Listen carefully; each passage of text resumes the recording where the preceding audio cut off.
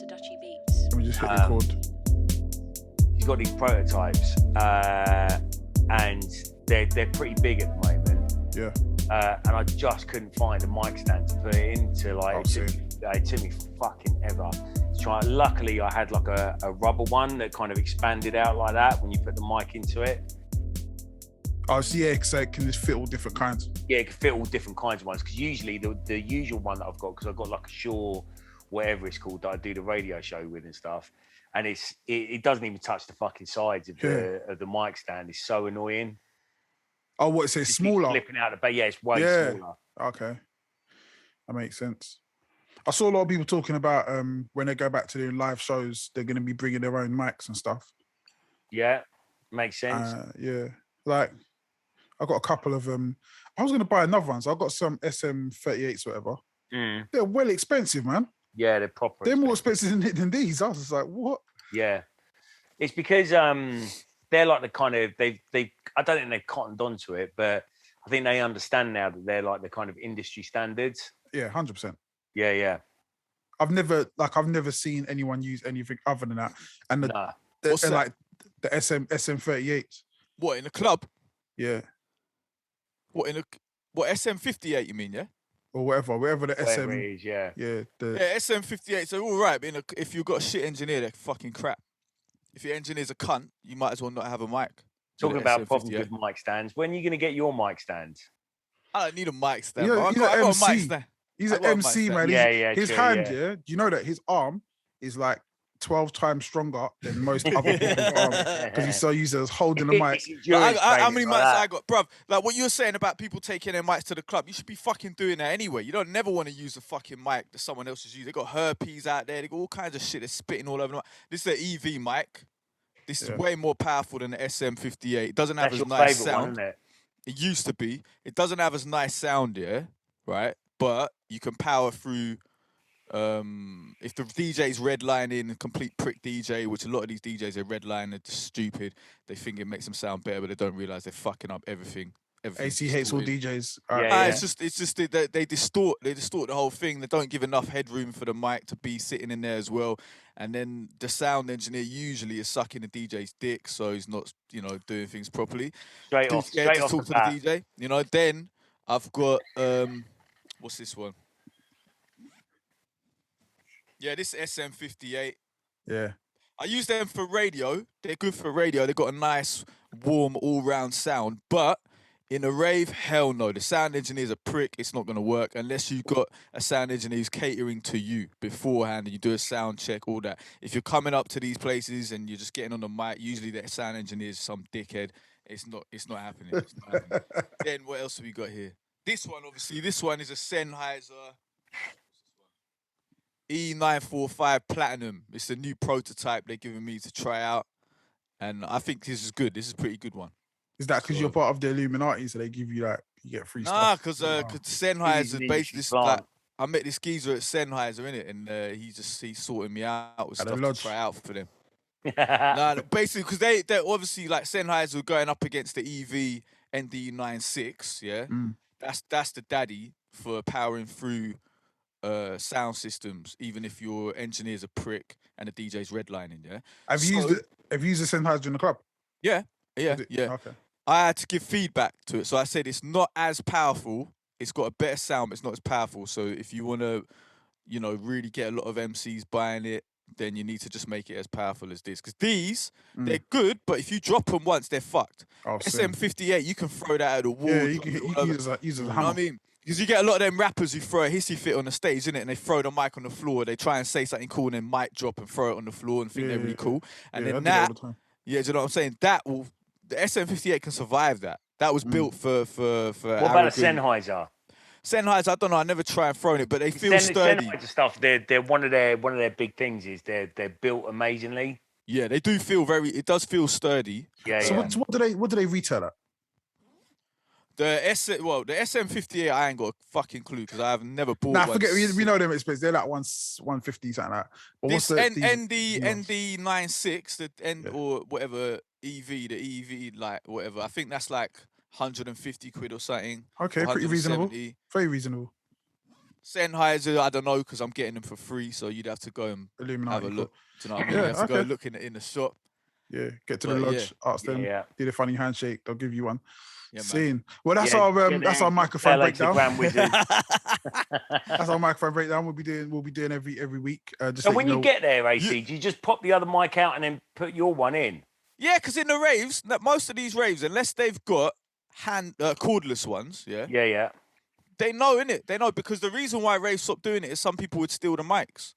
So then they stopped. They just fuck it. Like, the MC's got to bring their own mic. Yeah, fair enough. And also, you don't want to use them house mics. They just got all this fucking stuff. Yeah, they never clean them. Disgusting. How often have you ever seen anybody clean a microphone? Exactly. It's disgusting, man. Like, fuck. Like, does that not make a big pop? Cool, AC, chill, bro. In? Say that again. Does it not make a big pop when you pop it out and pop it like the new one back in? Nah. That's what she said. Right, yeah. But have you seen it? But have you seen these though? These are the new Cadbury's bars. Have you seen them? They're going in. I see you promoting them, bruv. I see you promoting them. They need to. Did the Grand Wizard tell you to do that as well? Yeah. So Cadbury's was a Mason. So obviously, was he? I don't know. I'm guessing so. Oh, see. Everyone's probably a Mason. Cadbury's, Roundtree, Nestle. They're all Masons, probably. Apart from the Quakers, they weren't Masons. They were Quakers. Yeah. But yeah. What flavors you got? So I went to B&M. You know that shop B&M? Yeah. That shop's mad. Cash and carry. The cash and carry. Yeah, that's mad. Fucking mental place. Got this one, crispy mint cream. That's quite good. Crispy mint cream by Cadbury's. Okay. Then this one is flipping weird. Snifters. You ever heard of Snifters? No, because you got it from B&M.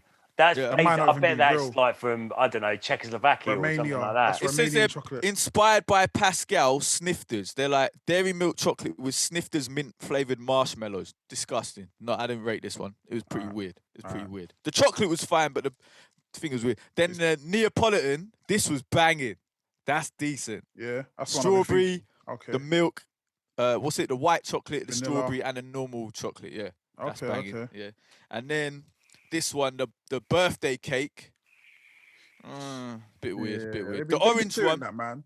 I gotta say that actually, Terry got me for my birthday. He got me the birthday cake Pop-Tarts. Yeah. And they're pretty good. Sick, man. Yeah. But everybody's doing birthday cake flavour now, aren't they? Yeah. Ben and Jerry's birthday cake ice cream, probably one of the best. Like the local shake place does, like birthday cake shake. Yeah. Oh, but my friend had a pineapple Cadbury's caramel version. I was looking for that. Have you not had that one? No, I ain't had that. I was looking for it. I was like, what the fuck? I want to try that one. But the orange one was quite good. Yeah, and orange chocolate's fucking banging. Yeah, the Cadbury's orange one. And then the cherry one with the fizzing bits. That's pretty good. AC, do you want to do... I had this idea, right? Because I've had these Japanese Kit Kats. I think I've had them for like over a year now. The cream tea ones? I think I might have them for 2 years. These Japanese, they're all different flavors, isn't it? Yeah. And I wanted to do a video about it, but I haven't done a video yet, man. I think that should be more content. We could do a video. Tasting chocolate. Yeah. I had the Kit Kat key lime pie one. Okay. That's fucking wicked. That was decent. Yeah, that was decent. Yeah. I reckon AC should do like a chocolate review, like go and find some mad chocolate, because they'll never do the same stuff twice in B&M either. You can go in there and get different chocolate every week and do a review. I think we should play to our strengths, and I think it doesn't even have to just be chocolate either. It can be biscuits as well, but it just has to be a bit mental. Yeah, that shop always scared the hell out of me. When I used to live near where you live, like just driving past there, man, it was always just like a madness. The car park always just seemed like B&M. hectic. Yeah, man. It's a weird place, man. It just seemed hectic. Yeah. It seemed hectic. The products that they have in there, I told you, I'll go down, like I checked in there when I went to take Harvey to get his haircut at like Pep's Mart or whatever it is next door. Fucking the weirdest stuff in there, and it's all just real random stuff, and none of it's like none of it's in English or anything like that. So it's all just like kind of grey market imports, isn't it? It's all by the bulk, innit? It's like, shit, we found a fucking lorry of fucking refugees. There's some food here as well. Like I think I saw. Do you remember the Refreshers drinks? They used to come in like shit, the little skinny cans like that. Man. Yeah, and they tasted like Refreshers. Yeah, do they even still do Refreshers? I don't know, but they do. Yeah, they had like a big fuck off crate of Refreshers drinks, and I'm like, That's it. where'd you get them from? The wholesaler in fucking 1988. Fuck. Listen, man, if I ever find a Hubba Bubba drink, it's funny as well actually because these the pound shops are kind of similar as well. So when they start, so there was a little time, actually no, well, they still don't do it now, but they got rid of I like Rockstar in it, but they got rid of the one with sugar, which I think they've got rid of it now, but they kind of add a little bit back. And the only place that did the proper sugar Rockstar was the pound shop. They must have had some dead stock from, I don't know, man, from the year before, whatever. Yeah. But, yeah, they say. Are you eating a Twinkie, AC? Yeah, I got Twinkies, man. Oh, that's disgusting, man. That's disgusting. When's that from? Twinkies are bad. Bro. Twinkies are so nasty, Where I got it from? man. I got it from Co-op. Really? Man. From Co-op? Yeah. 10 of them for £4.50, so 45p each. That ain't bad. Oh, No, I don't think I'll be paying £4. I want 10 for £1.99 for sure. I'd Yeah, I pay do you- that no more. I'll Because they're give you a- collector's items now, innit? I'd give you a tenner to never fucking put them in near me. I hate, like, yeah. Yeah, I'll do that anytime, brother. Yeah, give me transfer me a tenner now, 'cause I'm never going to put them near you. Cool, Mate, he alright, was trying cool. to palm his car off on us and fucking on the WhatsApp. Hey, group that no earlier this palming week. off a car. That's a decent car, man. I was just trying to give you first dibs, innit? 'Cause You were I'm like, just oh, I lining up. bought this new car, and you showed the picture of it, and it's a completely different car. It could have just been your car, like it's Nah. As if Oh, it's you got paneling the and all Jag, that. yeah? I got a Jag, man. It's a Jag S-Type, innit? All right. But This is what I so want it's to know. different to my car. It's different. It's a It different is slightly brand. different. It's a but different it's brand of slightly car. different, But I know it is, but it looks the same. It's What I'm saying is- it's what not I'm saying different is, enough, AC, to be honest. AC, there's two things I want to know about this car. Yeah. What's the mileage on it? 91,000. All right, that's crazy, yeah. But at the same time, for you, I don't think it's that crazy. Yeah, it's fine. And also for for that car, I don't think it's that crazy either. The second question I want to know is the person you bought it from, how old were they? I don't know, 50 something. Oh, Nah, you lying for? nah, He was oh, not No, it 50. was Higher. he No, was Higher. He was 50. He was 50, but he wasn't even his car. It was his dad's car. You know, it was his dad's Yeah, car. 100%. Nah, he was 100%. 50 something, 50 something. He was Yeah, I 50. know No, he but was it's a sport version, bruv. It's a sport It was version, his innit? dad's car. This is His what dad happened. ain't plus gonna be buying that. His 20. dad will buy the V8 No, version. no, his dad had that. His dad bought that probably when he was 50. Been driving it 30 years. Then it's like, oh, you know what, dad, man, you know what I mean? Like, he's getting a bit old. He keeps forgetting where he is. We got to sell the car, man. We can't keep doing this, dad. Last time I found you, you were on a fucking M25. You know what I mean? Like, going around in circles, you didn't know where you were, dad. We got to sell the car. Can you AC's imagine if coming AC joins like a Jag S-Type drivers club and he turns up I do for it, the I do first it. Saturday morning Oh, and it's that'd be so sick. and it's AC and like 10 like 80, 70-year-old blokes in their leather driving gloves and stuff. 100%. Let's do it, man. What's Come film it. Hey, I would. I'd film that, man. What's the quality of it like? Is it like good condition? Yeah, it's all right. It's all Yeah. right. Not too bad. I mean, it's how old is it? 2004. So obviously it's Okay. got a few. It's scratches in that. funny. I'm like, in my head, I'm like, 2004 isn't even that old. And I'm like, oh wait, no, actually it's quite old. But even Wow. saying that, if you told me now it's the car's from the 90s, I'd be like, yeah. But Yeah, my makes last car, complete sense. my last car was 2001, isn't it? So Oh, so you've upgraded by 3 years. yeah, man, upgraded a little bit. It's What's- got a what's fucking the- mini what- disc player in there, man. Of course there is. Yeah, it's got Of the course there is. six CD player in the back, and in the front, it's got a mini disc player. I've never had a mini Oh, disc in my life. shit. Have you ever had mini disc player before? No, Yeah, I used to record mixes to mini disc all the Have time. you got We any used of to- them? We used to. I might have. Have you got any mixes lying around? Give them to me. I can play them in my I car. actually think I've got a box of mini discs in there. With Oh, all my wicked. stuff. Yeah. So, Yeah, man. so our idea that we had about bars in cars, it could be called mini disc mix in cars. Yeah. Yeah. Or mini disc bars. Mini disc in bars. Yeah. classic cars, yeah. So it's not What's like, the wooden Yeah, I like- interior looking like though? Is it all wood and leather inside? No, that's the problem with this one. That's why I was a bit dubious about it to begin Right. with. there's There's no wood and leather. no wood. There's no wood. It's the sports version, so it's got the aluminium kind of look dash Right, thing. right. So you know, Sports version that only gets up to like 55 miles an hour. no, bro, we got fucking whips, bro. This thing. Yeah, this- not when there's a 70-year-old driving it. No, wait a minute, Never been driven over What's the engine? 55. I bet the engine is unnecessarily big. I bet it's like a 3-litre fucking engine. No. Because the reason why I got it was Yeah. because of the ULEZ thing. Because Yeah, they're okay. Oh, okay. expanding, they're expanding the Yeah. ULEZ thing. So I had a diesel. So they're expanding it. So if I drive in the A406, which is right next door to me, then I'm fucked. I've got to pay £12.50 every day, and I drive there quite a lot. So it's petrol. There's petrol, 2.5 litre. I just said 3 litre. You went, no. Oh, 2.5. That's a lot different, man. Come on, man. That's 0.5. 2.5 litre engine. What the fuck is wrong with you? Yeah, but it ain't in the ULEZ. It's not in the ULEZ, so I'm cool in it. That is a huge engine, a 2.5 litre engine. Yeah, well, the other option is just 3 litre or 4 with a V8. I ain't getting no 4 litre engine, bro. Of course, it's because it's fucking jank. Unnecessarily large for no reason. What litre engine you got? 1 litre. Mine's 1 litre turbo. What? 1 litre? Yeah. Yeah, but ain't what car's yours? Ford Focus. Yeah. And it's only 1 litre. Mm-hmm. It's not 1.6. Nope. I swear yours is 1.6. Nah, there is a 1.6 version. I don't have the 1.6 version. So yours is 1 litre. Yeah.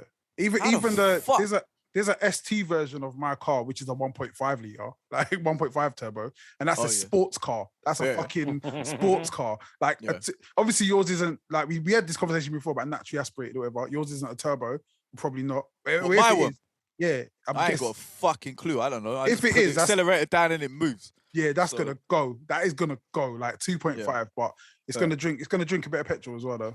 Yeah, it drinks about, because I just came back from Leicester, innit? So I drove up. Usually in my car, my old car, that would be 30 quid. In this car, this car is 40. That's not too bad. There and back, so it's not too bad. It's like a tenner more. Yeah, but yeah, I don't know. I just see how it goes, innit? If I'm not feeling it, I just sell it and then I get an XJ. Yeah, Jaguar. Yeah. I think you should definitely wear a suit. Well, you should have driving gloves. You should wear a suit. You should have a pipe or a cigar. Nah, but this is the sports version, so it don't work. Still, like, you still got to do it, bruv. If I get the wood grain, 'cause I do miss the wood grain, yeah. It's all about the weird thing. Have you got wood grain like dash in your front room, dash in your flat? yeah. There's one over there. Just jam it in. No, it won't fit, man, because it's the Rover. That's the Rover one, isn't it? The same fucking car. It won't fit, man. It is. It's exactly the same car. Same fucking fact. I'll send you a picture of them side by side, innit? Because I took a picture of them, like, to see what the. And you thought, oh, which one's the new one and which one's the old one? No, I can tell, man. One's black and one's blue, innit? So wait, have you got 3 cars now? Nah, I got 2. But I'm trying to I'm gonna try it. What I was gonna do is try this one out, and if I didn't like it, then I'll sell it for more, and then just go back to the other one. Yeah. But I think I like it, so I'll keep it and I'll sell the old one, innit? Same. So. I remember one time going to yours, and I swear you had like 3 of the same car outside your building.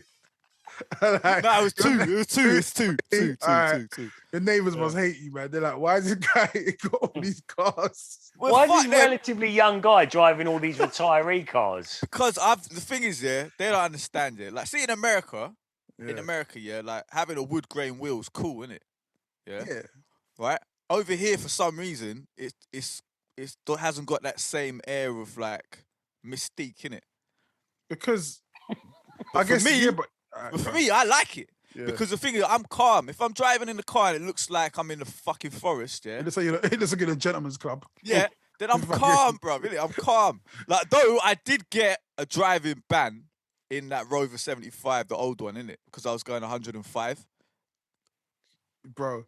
Yeah. Listen, but maybe if I was in a car that had, like, the metal finish and it was all triangles and you'd have gone angular, I'll be going 120 and then yeah. Because what you're saying is you want the wood grain, the gentleman's club, the leather seats, the yeah. Sir, your sherry and cigar. Thank you, Jeeves. Yeah. You better be careful in that fucking Jag though, man, with the 2.5, because you're just gonna like light, and it's automatic as well, yeah. Yeah. See, you're gonna be chilling. And you won't realize you'll be doing 120 because the engine is so powerful. You're not even feeling it. You're doing 100. Like my car, if I start doing over like 80, it starts going. Are you sure about this, mate? Like, what does it start doing? What, juddering and that? No, not judge, but you can tell you're going at a certain speed. Like maybe not 80, but like I hit 90, then it starts going. All right, bruv, let's calm it down. You're going to be doing 120, and your car's not even going to know. Your car's going to be chilling, just like whatever. So yeah, I just put it on the cruise control, innit? Set it to 70. Fuck. Then I'll be all right. You, Kilroy, down, up and down that motor. Yeah. What was Kilroy? He was in the That is a XJ, though, Kilroy innit? car, isn't it? Kilroy was in the XJ when we seen him, wasn't Of course he was. Of he? course he fucking He was in the back. He was in the Of course back. he's in the Jag. If you're old Tory, you have to have a Jag. Yeah, He wasn't a Tory though. Kilroy was. He used to be an MP, didn't he? He was UKIP, wasn't he? No. Before Nah. that. Wait, I swear he was Labour. Wasn't he Labour? No, he was UKIP. No, back in the day, I'm talking about. Before UKIP. Yeah, was he Labour? I don't know. I don't think so. Oh. Must have So been what? So Tory. Kilroy went to became a UKIP member. Yeah, he was fully UKIP, Oh wasn't he? shit, man! Oh, okay. He was like one of the first UKIP guys. Serious? Come on. Was Yeah, that yeah. when UKIP was run by Goldsmith? I've no idea, but I Jemima just remember him Goldsmith's being dad. UKIP, innit? He needs to Oh, come on, see. Kilroy, man. We backed you up, man. We didn't run you off the motorway. We were nice to you. So I'm happy with you. So you Yeah, don't been up to, man. tweet him. You, That's Kilroy, amazing. and my Uncle Gerald all cruising around in your in your Jaguar Jags. XJs or whatever. What have you got again? Mine's an S-type. Oh, S So type. the next one I get will be the XJ. That's the next one on my Yeah, list. Then I was looking at the Mercedes CLS, yeah, because that's the Mercedes where they tried to do a Jaguar, right? So Right. it looks a bit more like a Jaguar. It's got a good dash. What, the think I CLS know with the it. round lights? Yeah. Round lights. Wait, Does it what's the have round Mercedes lights? CLS? I don't know. It's got some fucked up lights at the front Yeah, it's got like a really round. and L lights. It's got some L-shaped lights. at the Oh front. my god, they're disgusting. AC, don't do that, man. Nah, but the body shape looks good. What the is lights it? look fucked. The What is lights are it, AC? fucked, yeah. Mercedes-Benz CLS. The back looks cool. The way the shape of the car is looks cool, but it's the lights. I don't like the lights at the front. But I'll just get over it. It's only showing me the new ones. I can't see the old ones on there. Put one from 2004 or 5. This is Okay. riveting podcast. Yeah. Nah, because anyone who likes cars, they'll be into this, man. They'll be like, yeah. They'll be like, yeah. Oh Jesus! It looks like Yeah, you're. that's so horrible. It's horrible. It Yeah, but the honestly inside's looks like nice. You're dropping your daughter off at the stables. For a Stables? wedding weekend or something like that. That's what that looks Oh. like. Yeah, but look at the side of it. The side profile looks good, man. It's a horrible looking car, bro. No, only the front, only the fucking lights at the front, man. I swear my dad had one of these once, didn't he? I don't know. Fuck knows. Fucking horrible.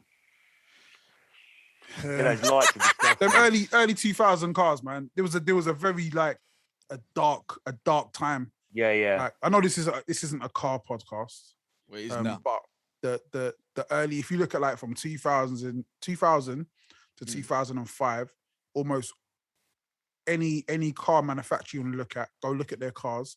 Ford, Volkswagen, BMW, Mercedes, ugly as fuck. I don't know, man. I think you're being a bit harsh there. I think the BMW, Nah, I think BMW design. 3 Series, BMW 3 Series was nice with the 4 round lights. Yeah. Okay, Plastics that's- brother had that. That was That's nice. cool. And then I thought the Rover 75 was good. The S-Type. The only thing about the S-Type I don't like is the round lights make it look a bit dumb. They should have clipped them so it had a bit of a frown. They should have clipped them at the top. Yeah, because the Rover's got the frown, innit? It looks good. It's got the 4 round lights here, but then there's the Yeah. frown there. I So they never should have noticed that. kind of done that. Yeah, you got to pay attention.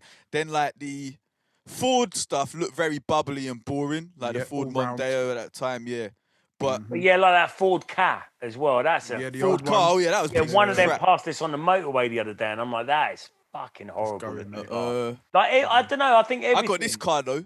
I got this fucking thing. Look, Buick Grand National. They're sick. Yeah. They were sick. They're American. I think these are 80s car though, innit? Yeah, I But think you everything do that in like the black kind of music. late 90s going into like the early 2000s, Yeah. just everything in general. There was like, it was a bad time for design, I think. Mm. Like for clothes, for absolutely everything. It just wasn't a great time for that. Like you got up to about like 96, 97 and everything was wicked. And then everything just started to fall off the cliff a little bit until about 2006, 2007, I think. Oh. That's fucking what I hell. think anyway. I'm trying to think of some other designs that of Just like Max, like if you look at like early 2000s, like is it the Power Max?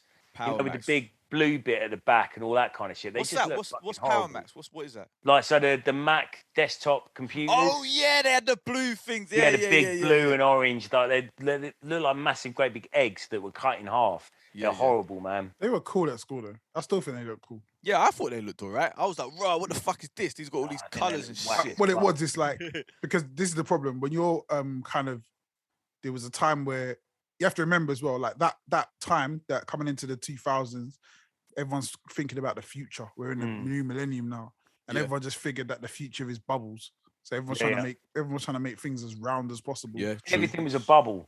Yep. Didn't really work. So Mercedes A-Class, BMW 2 Series, Audi. What's the one I fucking hate? Audi A1. The small Audi. Yeah, they're crap. A2, sorry, A2, sorry. Oh, okay. Yeah, Audi they look A2. crap.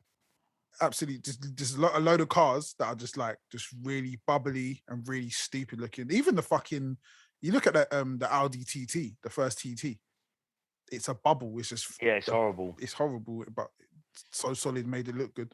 The TT, like, I remember coming in the back of Top Lock's car, innit? We drove back, and I was in the fucking back seat of that. Oh my god! Those back from Reading to London, hour and a half or whatever it was in traffic, and I was in the back seat. I had to sit sideways because I just couldn't. You couldn't put my feet down and nothing, man.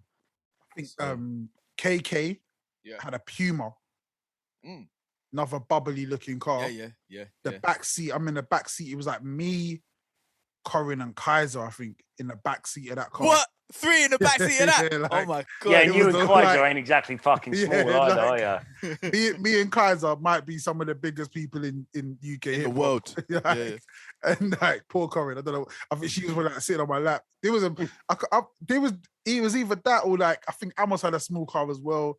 There was a time where it was me. Yeah, he did. I remember he had was it Vauxhall Tigra or something? Oh my god, the backs like the I back remember seats the didn't have advert for padding. The back seats didn't even have padding. It was just like, nah, we don't expect any human to sit at the back. Wait, AC.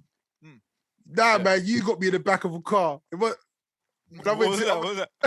Where was that? It was the Audi, the convertible, the A4, I think it was. I came with you to one show, and what was that? We went to one. I think I was filming, or we were filming. Oh yeah. In Tramps in Worcester, innit? Yeah, right. So, yeah. Triggers thing, innit? Trigger's birthday party. Yeah. That was right. X-Man and them was there. Yeah. Right. So I see this. It was a convertible. It was a S4, I think it was. So it is such a sick car. Yo, you want to jump in? Yeah, of course I want to jump in. Yeah, jump in the back. Wait, what? How much?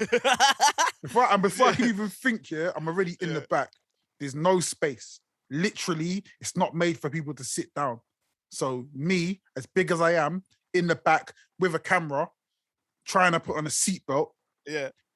Before I could even think to do anything, I can't remember who was driving. Ace, it was a guy Ace, innit? He gets all those cards, He just cars, speeds off. I'm not even sat properly, man. My legs, I'm sitting sideways with my legs, sideways, going, oh shit, this is crazy. He starts speeding around. We ended up going, doing 60 in a 30, going on a one-way street the wrong way. What? Oh my days. The shot looked good though. You saw the video in there. What I did with that shot looked sick. I was just like, I don't know what I was filming. Genesis' face in the back going. Like that out the back window. Nah, the shot looked good. He got the camera, he got the filming good, man. And then what I did, what did I do? I sped it up, innit? I sped it up 4 times. I never saw it. How is it? I saw the video. Check it out. It's on YouTube. Yeah. Oh, nah, man. And so then we pull up to the club and everyone sees the car making a whole load of noise. Everyone jumps out. And I'm just like, my legs are just fucked. My legs are just crushed behind the seat and I'm trying to get out looking all, you know what I mean? Like, everybody's watching us. I hop out looking like a dickhead from the back seat that ain't even supposed to have humans in it. It's like, fuck, man. But I almost fucking died that night. I was surprised I lived after that night, because I did my set and I was booked then from Worcester. I had to get to Herne Bay in Kent, in like 1.5 hours. See. The promoter would not budge, so I had to just do my set there and just floor it. Yeah, and I'm just surprised I was alive. I'm surprised I lived. Because I left you. I left you there, innit? Like, No, you were there. I left.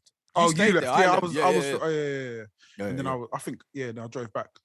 The good old days, the Peugeot days. But yeah, you're listening to the car podcast where we talk about our favorite car stories.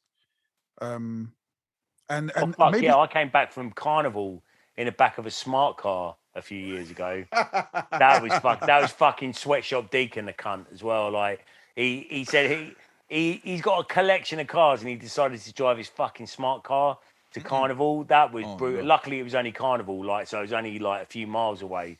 That was smart brutal. though, because he could park it, like get parking. It's not at smart Carnival. if there's 3 people. I didn't even know smart cars in the back seat. There isn't really. It's exactly the same thing. It's like for packages. It's it's like a box parcel shelf, innit? The parcel shelf. Parcel shelf. A literal parcel shelf, man. It's exactly what it is. Right, so as recording is now in progress, I don't know if you've seen this, but Lee Scratch Perry just died. Yeah, man. Fuck. Yeah, I saw it earlier. Posted it like just before we came on, man. Damn. R.I.P. Lee Scratch Perry, legend. Yeah. You know when you see someone's picture on your timeline and you don't take much notice of it, you're like, oh yeah, cool. But then every other post is a picture of them and you're like, oh shit, what's happened? I read an interview when he was living in Switzerland, innit? And he said he believed he's a white man trapped in a black man's body. Is that what he said? Yeah. He was But funny old geezer. But then you have to be human, man. He was an alien. Yeah. Yeah, he definitely wasn't the same as us. I seen him on at Essential Festival in Brighton. I swear he had a tea kettle on a chain around his neck or something. Yeah, he definitely did. Yeah. I've seen him with that a few times. He was good. He was wicked, man. Yeah, man. I mean, fuck, I don't know how old he was, but he had a good innings. How old? 85. Good innings, man. Yeah, not too bad, man. Can't ask for much more than that. Not too bad. But yeah, we're losing a lot of legends. Yeah. It's always weird. Like I always do this thing where like whenever I see somebody die, I always check out their last social media posts. I do that as well. And it's funny because like no one ever expects to die. Like everyone has plans for the next day. And even with like, I don't know, man.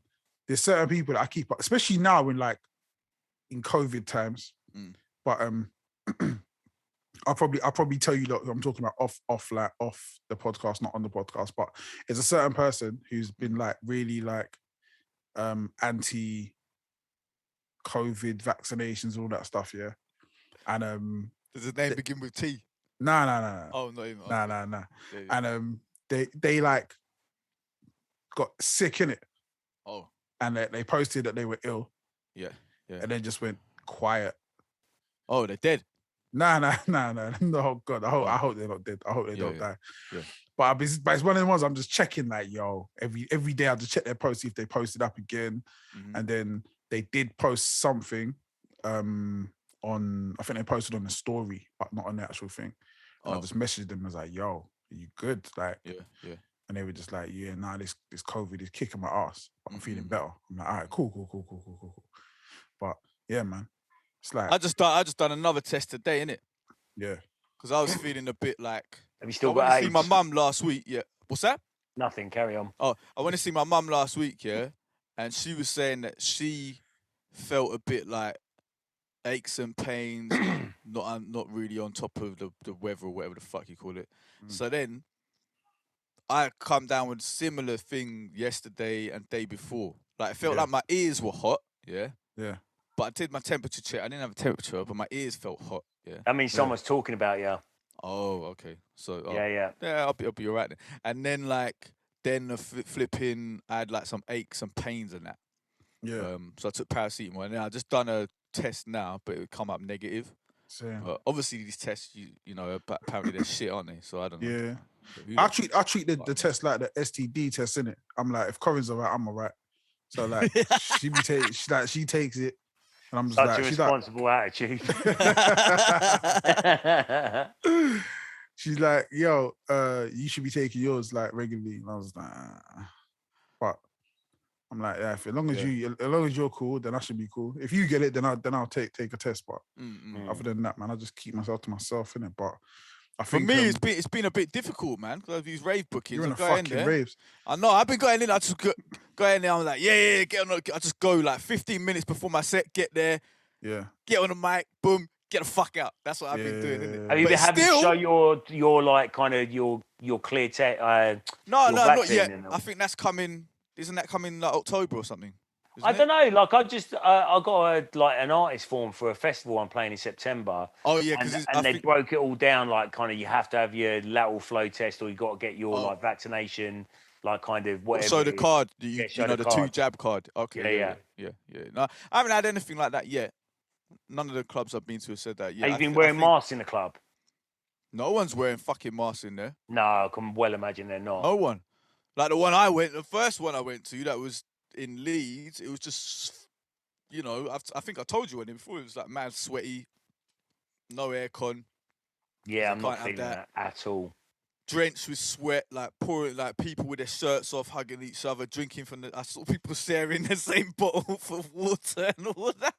But then the thing is, like, you're trying to get out of there. People are like, yeah, how you doing, man? Yeah, da-da-da-da-da. And they all start chatting in your ear. Like, obviously, if someone's a bit drunk and that, you can feel the spit going on the side. That's when you just got to carry some nunchucks. You don't even have to use them. Just hold them like that. Start spinning them. Just like that. Like it's not. I'm just gonna do this on my way out. If you like, it's not my fault if it fucking hits you. Lisa Simpson, Bart Simpson, just kicking and punching while walking. That's why I was like, mate. I thought, oh shit, now I've gone and got it off my mum, yeah. But I've done the test and it's negative. But then I was thinking, if I have got it off my mum, because I had it the first time before, maybe doesn't feel that bad because I've had it before. But and the what they called antibodies, yeah. But then I was like, I done the test and it just come negative. So I was like, okay, it might just be another virus, isn't it? That's the thing. Like so many people there's the cold virus going around. They think it's COVID. Could just be herpes. No, I ain't got herpes. Definitely ain't got herpes, man. Definitely. One time I was at a rave, and I was emceeing, and then this woman, she come and she tried grab me and kiss me, innit? I was behind a barrier. And I looked up and she had all this herpes all over her face, man. Some mad herpes rash on her face. She was trying to kiss me. I pushed her off. I was like that, pushed her off. But then she got all upset, started crying. And then she just stumbled off. So I was like, fucking hell, man. So she seriously started crying because she couldn't kiss you. Yeah.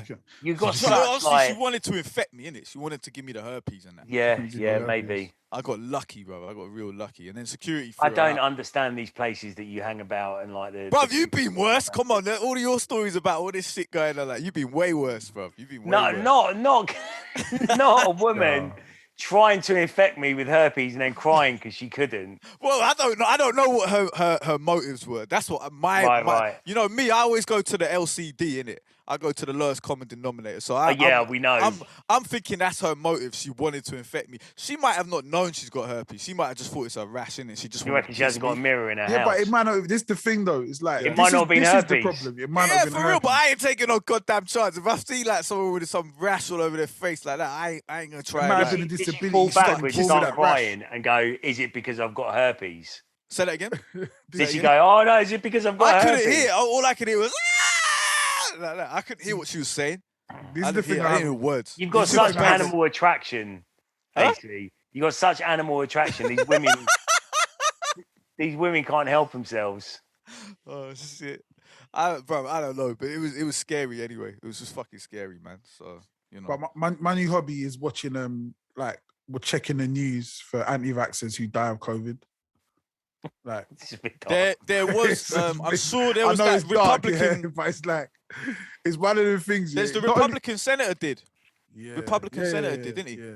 That was ages ago though. That was last new year. Ones all the time, man. New one. There's like new ones all the time. I'll just be watching them like raw, and it's like it's not even like it's mad. It's like sad, innit? Because at the end of the day, when you're dead, you're dead. There's there's no coming back from that. And like hearing there was one guy who was just like, yeah, I've got it, but you know, I'm glad I've got it because I'm gonna beat it and I'm gonna have the antibodies. And oh, he's a British guy. Yeah, they found this motherfucker dead in his flat, man. Like, how old was he? He was old, like he was in his 60s and shit. And he was like, there was a guy commentating. He was like, yeah, you know, it's the 99% of people are fine. And the guy was commenting like, yeah, well, you went in the 99%. Yeah, man. no, Like, you you don't definitely know what weren't. and it's like, none of us know where we are. So it's kind of like, Nah. you should do your due diligence and do what you should do to. Yeah. When I got it over Christmas, that was before vaccines had started, innit? I was fucking pissed. Yeah. I was pissed. I was so angry because I'd followed like every fucking thing, not to get it. Even though I was a key worker and I was going out there, I was masked up, I was doing the 2 meter, everything. And then the person I live with went and fucking met their family when they shouldn't have, got it off the brother and give it to me. I was pissed. I was vexed, man. I was like, you fucking dickhead. So, that's a problem, man. But it is, man. Luckily, I didn't die in it. But I mean, I was on the train day before yesterday, sitting there, and I always wear my mask on the train. Sitting there on the train, sitting away from everybody. Some girl came and sat behind me and was coughing and spluttering and whatever, no mask on or whatever. And I got up and walked away, and she was like, "Well, fuck you then." As I walked away, and I was like, "Yeah, but come on, man, that is hilarious. If you had a cold, if someone had a cold and they were doing that, but I mean, what are you gonna do? Like, if she had it, I probably had it. No matter, like I feel absolutely fine. And I'm double jabbed and all that kind of stuff. But she sprayed all her saliva all over the back of your head. Like, it could have gone in your ear canal and into your fucking eyes. They reckon that in the perfect like kind of scenario for it to happen, a sneeze can travel 2 miles. Fuck, that's crazy. So how is mad that? Is if someone sneezes like in just someone a perfectly sneezes, still atmosphere, the water droplets in the right environment, whether it's outside or inside or whatever, can travel anything up to 2 miles. Yeah. So Okay. if there's someone, and it doesn't matter if it's a girl, woman, child, man, whatever, comes and sits behind you and does like either a purpose sneeze or a fucking a by accident sneeze, and gets caught out by surprise or whatever. If I'm sitting less than a meter in front of them, I'm getting it. It's coming. It's coming my way. Whether it goes, I was like that before COVID. Like before COVID, I was as well. People, I remember. I think this was before COVID, or it might have been just at the beginning. So I went to the shop, went to McCall's. Yeah, so this is way before like masks and stuff. But it was like there was kind of talk of COVID and stuff. And the woman behind the counter, she sneezed. She blew her nose into a tissue, right, in her hand, and then put the tissue back in her pocket, and then went to. I was buying a Rockstar. I was buying a Rockstar, and she grabbed the Rockstar from the top, and I walked out the shop. Yeah, I was in the queue, and I went, "Nah, I'm good," and walked up. Yeah. Right, and I think that was like. I remember tweeting about or saying something about. I remember I said it to Corin, and that was like way at the beginning. But I was like that. I'm like that anyway. Like I don't literally. So this is 2 days ago. I went to the same McCall's. The guy, and I watch all this shit. I just watch stuff. I watch people do with their hands in it. And the guy was like touching. He had his hand in on his face or something. And he oh no, it wasn't McCall's. Say lies. It was in Moore Park. Gas station. And he grabbed my drink, and he grabbed my drink. I said, "I'm changing my drink. I don't like people touching my drink like that. Like, no offense, but like normally I would have just walked out. But I need a drink right now. Don't touch the fucking top of my drink, innit?" Yeah. And he's like, "Oh, sorry." I was like, "Nah, it's cool. That's just me, innit? Like I know people. There's a lot of surface area on those cans to fucking grab. That's not the top. Yeah, man. Just like don't grab the top. I got to put my fucking mouth there, innit? And even Grandma told me, he used to work in Harlesden, in one of the warehouses where they keep all of the drinks. Yeah, he goes, rats are running all over them, all over the tops of those drinks, man. I don't mind rats. Rats are cool. It's the humans I don't fucking like. so you know, that's when I get a can of drink. I don't want to drink it from the can. I'm washing it off under the tap and then pouring it in a fucking cup. You know what I'm saying? If I'm at home, I'll do that. But when I'm out, innit, like I got a little thing that I just wipe it down with and stuff. Like one girl I was messing with once. We went to this club, and they were giving cans of Bud, or was it Red Stripe or Budweiser? I can't remember. At a bar, she got it, opened it. This is what her policy was. She'd drink her first sip and spit it out all over the floor. Yeah. Right. And then that was her theory, that all the germs that have come off were gone. And the security looked at her like, he was like, what the fuck? is wrong with you? I was like, I never seen her do it either. This is like one of the first dates or whatever. I was like, right. This is what happens when people have ideas in a vacuum that they're never actually told. They're like a really fucking stupid. And this They don't work. man. They can't work. Like, what? Why? What did she think that would do? I haven't got a clue. I said, why did you do that? She goes, oh, you just do that and it gets all the germs from the first thing. It gets all the germs. I'm It like, doesn't. yeah, but you're putting your mouth back on Putting your mouth on it. You know That's what I where was the saying germs. earlier, That's where and the I was germs trying to go cut in. in. That's their front door. You know what we're trying to say something earlier, and I was trying to cut him back. And this was the exact point I was making. Yeah. People live in their heads and they think that the stuff that they imagine is real. And it's like, that doesn't fucking work that way. You can't just decide this is how something is. Or you know what? I kind of think that might be the case. No, go and find out. Like, there's so many people that live in their own fucking world. And it's really annoying. I'm seeing it way more now, man. I was having a big argument. I had loads of big arguments over the weekend. It's been fucking amazing with like all the Lawrence Fox followers. Oh shit! Terry was going in. On Twitter. On Twitter, I yeah. just saw a little bit. I had to back up, man. Why? What's going on now? What's going on with Oh, Lawrence? he was just basically racist the other day. Look it Oh, up. my God. I'm not gonna. Tell me. What did he do? Go and look it up. He basically a Manchester United, Manchester City player has been or is suspected of, has been arrested of, but not charged at the moment, I don't think, or something, of rape. Lawrence Fox, not that I think he's Italian or French. He's not even English. So, Lawrence Fox was all against like the English team kneeling.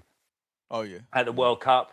And he posted a thing about the football player being arrested and said, kneel now, you motherfuckers, or something like that. Ridiculous, stupid. Just he saw a black football player, all black people kneel, or we're kneeling for black people, or something like that. Oh no, he's a rapist, so this devalues absolutely everything that they were kneeling for, or whatever the fuck he was thinking. Who knows? But he's been called out all weekend for being a cunt, basically.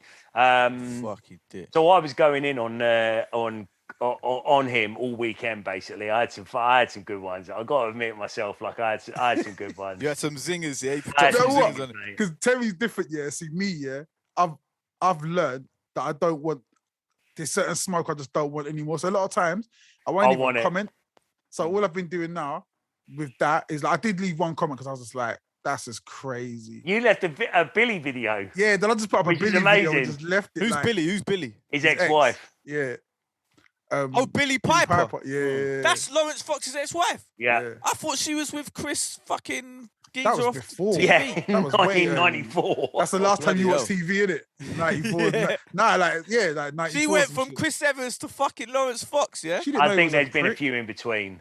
But I was just like, all right, I'm gonna leave it at that. Then I see Terry's comment. Then I see Terry just coming in and like just hitting it, man. It's like, and the only thing that annoys me is I'm like, I know he's not gonna see that because of what he does, so he'll comment and then just disappear off. But yeah. Well, that's exactly what I said would happen. He got his hands on some fucking nose bag, palmed the kids off on a babysitter. And got on Twitter, fucking Twitter fingers firing off. But like I did this thing, so I can't remember. Cokehead then? Yeah, he's definitely a cokehead. 100%. But like some other actor, I can't remember who it was, some really good actor, basically called him out on it. So I screenshot it and said, Lawrence, does it hurt you deep down that actors, actual masters of the trade that you pretended to be for a little while, think you're a cunt? It's got to burn deep down somewhere in what used to be your soul or whatever. And there was loads of the comments after that. Most of them I didn't go into, but there was this one guy called Max. And this guy, Max, it's well worth going on there and reading it. If you can find my comment, just go on there and read everything he said afterwards. Like he's just gone off on his own thing. Like he was saying, and this is what I'm saying, like people that live in their own minds, like that never have anybody to like kind of bounce these ideas off of. Yeah. And he was saying Lawrence Fox is a natural leader because he's a native man and he's straight. And the reason that He thought he called me a representative of the LGBT community, which I don't know where he like, because it's fair enough. I don't give a fuck, but like, yeah, I'll take it. It's fine. I don't care. But it's not even about LGBT. It wasn't even anything about it. But he just went on this entire thing about how people like me and people like this actor were trying to devalue Lawrence Fox because BLM is invading the natives and colonizing. And mate, he went into this big thing. He included X Factor in it. Like there was stuff about the fucking whatever was in there. Like the Nazis, the communists, absolutely everything. And he's just vented his spleen on there. And it's like, Jesus Christ, is this the first time that you've said any of this in public? Because you've just obviously created this world in your head to defend Lawrence Fox. And this is like people. Like, did you see when Ben Shapiro? Yeah. He was on. He was on. I think it was BBC News, yeah. But Andrew Neil was interviewing him. He destroyed him. And Andrew Neil said to it because he'd gone on his website and was like, some of these ideas you got, like banning abortion and all that, they sound like they're from the Dark Ages, yeah. And he goes to Andrew Neil, goes, obviously, sir, you're on the left. Obviously, you're a left winger, and da da da da da. And he started just being a real psycho mad, yeah. And Andrew Neil was like, if you knew who I was, you'd know how stupid that statement was. And then Ben Shapiro just walked off. I was like, and then, do you know what I mean? But then now, Andrew Neil's gone and done that GB News thing. Andrew Neil is the figurehead of GB News. No, but what are you doing? Like, what are you doing? You know these people are pricks, and then you're gonna go and get in bed with them. What are you doing? Because that's where the attention and the money is, isn't it? Yeah. They're all set. They're all shills, in it. They're all selling some shit. They're one of the funniest ones on the Lawrence Fox one was someone was like, "Yeah, man, I really like Lawrence Fox and Piers Morgan, you know, because they speak their mind." And then someone underneath it just put Piers Morgan's comment to Lawrence Fox. I didn't do something about "you're a fucking idiot, you ignorant prick" or something like. It's like you're for these people who are diametrically opposed. They're not on the same thing, but you because you're playing culture wars, you've just decided that that they're all on the same side. They're all on the right. So this is what it is, without even thinking, or not even just like checking and going, "Nah, what's this?" And it's funny because like with Piers Morgan, there's a lot of stuff that Piers Morgan says that I've had Piers Morgan blocked forever because I just thought he was a cunt. But Piers Morgan being a cunt, I don't think he's a racist cunt. I just think he's a cunt, right? So there's certain things that if you look at his talk with Akala, some of the things that he said previously, with him, it seems to be somebody who you can like when you're hit with facts, then you or pushback, then he can go, yeah, okay, that doesn't make sense. That doesn't make sense. So you're kind of like, you know what I mean? You can be reasoned with. But there's certain people who cannot be reasoned with, and they don't care if they're wrong. So Lawrence Fox is that person. It doesn't matter. It doesn't matter. What his dad thinks. His dad, like, his dad. Exactly. Is his dad disowned him yet, or is he? He's got to by now. His dad was a pretty good actor, wasn't he? His dad might think exactly the same way as he does, but he's just not. He's not a mouthy cunt. Looking for attention. Who knows? Yeah. But yeah, I mean, and that's the thing, isn't it? Like they think just because you don't like Lawrence Fox that you're some kind of socialist or like some guy like quote tweeted me on it, and he like in his quote tweet, I can't actually remember what he says. He's like, these are the real cunts. Like Bernie Sanders, like this guy's Bernie Sanders support. I don't give a fuck about Bernie Bernie's Sanders. Cool, man. Yeah, I don't care. Like, he's nothing to do with me. Like, and then he started talking about the Chinese Communist Party, and it's like, what are you talking about? What's that got to do with anything? It's like the other guy bringing in the LGBT community into it. It's like, that's what? It's not even relevant to this. Thing is, they call like people on the left, they call them NPCs and shit like that. Non-playable characters, and they all come out with the same talking points, but they don't realize they're doing the same fucking thing. They're doing exactly the same thing. Everybody's doing exactly the same thing.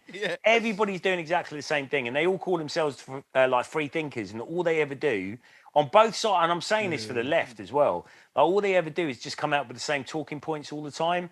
Like they just parrot whoever's like the figurehead of that particular thing at any given time. Yeah, it's mad. Yeah. Seeing the set, no people that's not thinking for themselves, and A lot of people, yeah, but it's fashionable to be a sheep, though, isn't it? It's very fashionable. Like, Nah, but then that's the thing. It's like, what even is a sheep though? a sheep is to someone who's not thinking for themselves and is just following, like what you said. They're following that leader. But I can say, I can make an argument that I'm a sheep. Yeah, you are. I can say, I'm gonna fuck you up, easy. But I can say, because I can say, there's certain things that you do that other people do. Yeah, other people do that shit as well. But I do it not because they're doing it. I do it because I want to do it. Innit? So, and it's like on both sides. I had a good conversation with a prominent anti-vaxxer yesterday, and it's like, who was that? Piers? Nah. A rapper, Nate. What's his rap name? Nate. Yeah, what, Bait Nate? Nah. No? Young Nate. That one? Nah, what's Nate's name? Talk amongst yourself. Let me just find it. Okay. IG. Blah, blah, blah, blah, blah. Corin put up a fucking hilarious little story with Jen eating a chip the other day. Who's Corin? Nate Music. All right, we're back. I'm back. Oh. So Nate Music, he's got a song, called, what's his song called? Don't Get Jabbed. Song fucking bangs as well. Where is it? I think it's called, is it We Say No? It alters your DNA. Is that what it's called? But like, he does believe some crazy stuff, but at the same time, he's like, I guess he's someone who I would class as like a conspiracy addict. So someone who's gonna believe all the conspiracies first, flat earther, all that business, But then at the same time, he's still somebody who I can talk to and be like, have a conversation with and go, do you know what? I believe some other shit, you believe some other shit, but end of the day, like, you're my brother, innit? Like, much love to you. Like, you know what I mean? Do your shit. Rather than being in that place where you're just like, blocking the last person to buy my album, buy my album is Flat Earther Gleam. Big up Gleam. I just saw that come up actually a little while ago. Yeah. Gleam is a flat earther. I don't talk about flat earth because I think it's absolute bollocks. But that's his thing. Like, he will talk to you for hours about it. And so the flat earth thing, I don't even care about the flat earth thing. Like, it affects me in not one iota. No. I don't care. Like, if you believe what you want to believe, like that, your belief isn't making the world dangerous for anybody else. So believe what you want to believe. I genuinely don't care. The thing that annoys me about flat earth is everybody who doesn't believe in flat earth using the fact that they don't believe that the earth is flat as some kind of like intelligence, like kind of signal for themselves. Like, and going, oh yeah, have you seen these flat earthers? It's fucking ridiculous and blah, blah, blah. And how can they think, who cares? Don't matter, does it? Yeah. Find something else to pat yourself on the back about. See with the flat earth thing, do they believe it's flat and then it's got like a dome on top of it? There's many different, there's at least 5 or 6 different versions. So there's like, they all argue amongst themselves about it's flat, but this is like, some of them believe that it's flat and space is fake. Some believe it's flat, but space is real. Some believe that Australia's fake as well, isn't it?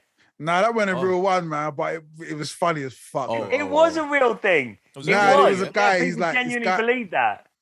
Nah, because he also did... There was another guy who did... England is fake as well, which is like... But Australia, you know what? Australia is fake is probably one of the... If you haven't seen it, go watch Australia's Not a Real Place, Australia's Fake. One of the funniest fucking videos, man. And the comments are hilarious. Sometimes it could be like, sometimes you feel like maybe everything outside England is just fake, and it doesn't exist. And when we think we're going on holiday, Nigel Farage, where did that come from? No, I'm saying like when we think we're going on a holiday, they just do like Total Recall, innit? Well, that's what the Australia is fake thing was about, wasn't it? Yeah. Oh, there you go then. Maybe who not? But the thing is, you couldn't prove that right or not unless you found. Of course you can prove it right. Yeah, if you found a lab, but if you found a lab where they're putting the implants in people's brains to have memories of going outside England, you could prove it. No, but that's the only way. No, not at all. There's loads of people that have been to. So you'd have to say that the people in the other country don't exist. Yeah, they don't. They're just their NPCs. So I've just come over here a few times. What are you talking about? It's been I've been talking to crisis actors for like for 20 years of people that I've met abroad. Longer because I'm talking to myself. But if we're all just in a computer simulation, then they'd just be a sprite. They just Yeah, but then we Well, wouldn't that means exist either. but you changed the argument. You said England was real and the rest of it's Everywhere fake. else isn't. If everywhere's a simulation, that's cool. That could work. I'm more on board with that than I am. That makes way more sense than the other shit. Like could be, or everything's fake apart from me. Yeah. So all of everything I'm experiencing. Yeah. Like you guys, you're all NPCs. Everyone's an NPC that I'm meeting, and I'm just. But you're not. No, I'm not. I'm just thinking. I'm in like the holodeck on fucking Star Trek or something. Yeah. Right. And you're all holograms or whatever. Everything I'm experiencing, and so do you know what I mean? None of you are real. Did you ever have that as a kid? What? When you were like, I think that I'm not from here, or I am from here, no one else is from here, and like everyone's an alien or some shit, like something ain't right. No, I mean, I got really like kind of not obsessed, but started to like think about it and do a little bit of research as to if we all actually have the same perception of the world. Yeah. Like, so you may perceive me as just blobs and vibrations and colours and stuff like that, and I may perceive you in a completely different way. And the world and everything around it, we're actually all perceiving it in our completely own individual way, and they might not line up anywhere down the line. A lot of people see me as a blob. Yeah. Me too nowadays after lockdown. I thought I might be adopted at one point. Terry, you turned into a blob. Yeah, I know. Fucking lockdown. Yeah, I thought I might be adopted at one point. See, my one was more than adopted. My one was like that you were an alien. I can't remember if I was an alien or everyone else was an alien. Yeah. And I even remember where I was when the thought was like really solid. So I was in Luton, you know where the library is? Yeah. So I don't know if the library's still there now. But the end of Luton Arndale Centre. I remember being there and I had to go meet my mum, or I was with my mum. She worked at the library. So I think I was about maybe 12 years old. And I remember thinking, like, shit. I wonder if like I think everyone else is in on it. Like everyone else is in on it. And I'm the only real person. So it's like Truman Show, innit? You were like Truman Show. Yeah. I think it lasted until I probably did something stupid and my parents beat the shit out of me. It was like, what the fuck is wrong with you? And I was like, oh, shit, nah, this shit's real. I had some woman from Jamaica message me saying that she's really proud of me and all I've achieved and everything. This is my real dad. And she had my picture and his picture next to each other. I was like, what the fuck is going on here? When was this? This was like a couple of years ago, on Facebook, That's right? crazy. And his eyes look kind of similar to mine, innit? So I was like, my sister was like, am I fucking adopted? And she was like, what do you mean? I was like, yes, some woman just sent me this thing. And she was like, what? And it's like, oh, I've never seen your sister. Do you look like your sister? Little bit. Yeah. So then I sent her the picture. She's like, fucking hell, yeah, you have got his eyes a bit. And then, so I've shared it on Facebook. I was like, yo, who the fuck is, anyone know this person? Because I don't know about this shit, yeah. I've had this fucking message, yeah. And then someone, it turned out it was all a big misunderstanding. So then I was like, oh, no, sorry, I'm not the person you thought I was. But I just looked a bit like that. How did these people find you, AC? I don't know. They just found me on Facebook, and I just get a message out of the blue saying that this is my real dad. And the hijinks that happen in your life are unbelievable. You could have got a free trip to Jamaica. Man. Yeah, for sure. Yeah. Yo, if my real Japanese parents want to claim me, then please come out now. You are literally the least Japanese looking person in the entire world. Nah, look, I could be half in it. I could be half. Yeah, why not? Yeah. My parents, they adopted me from early. So, yeah. Mind you, you do look a bit like a sumo. There we go, man. That could be what it is. Like, they need to come and claim me, take me back to Tokyo or wherever. Fucking nuts, man. Now, when I was a kid, I don't know if I never thought I was anybody particularly special as a kid, but I used to think that I was getting abducted by aliens all the time. It was because of sleep paralysis. Oh yeah. I used to get mental sleep paralysis. Yeah. I thought I was getting abducted by aliens. I thought I was haunted. It wasn't until my teenage years that I actually kind of discovered what I knew what it was, and it wasn't until as late as the kind of early 2000s that someone actually told me it was called sleep paralysis. I talked to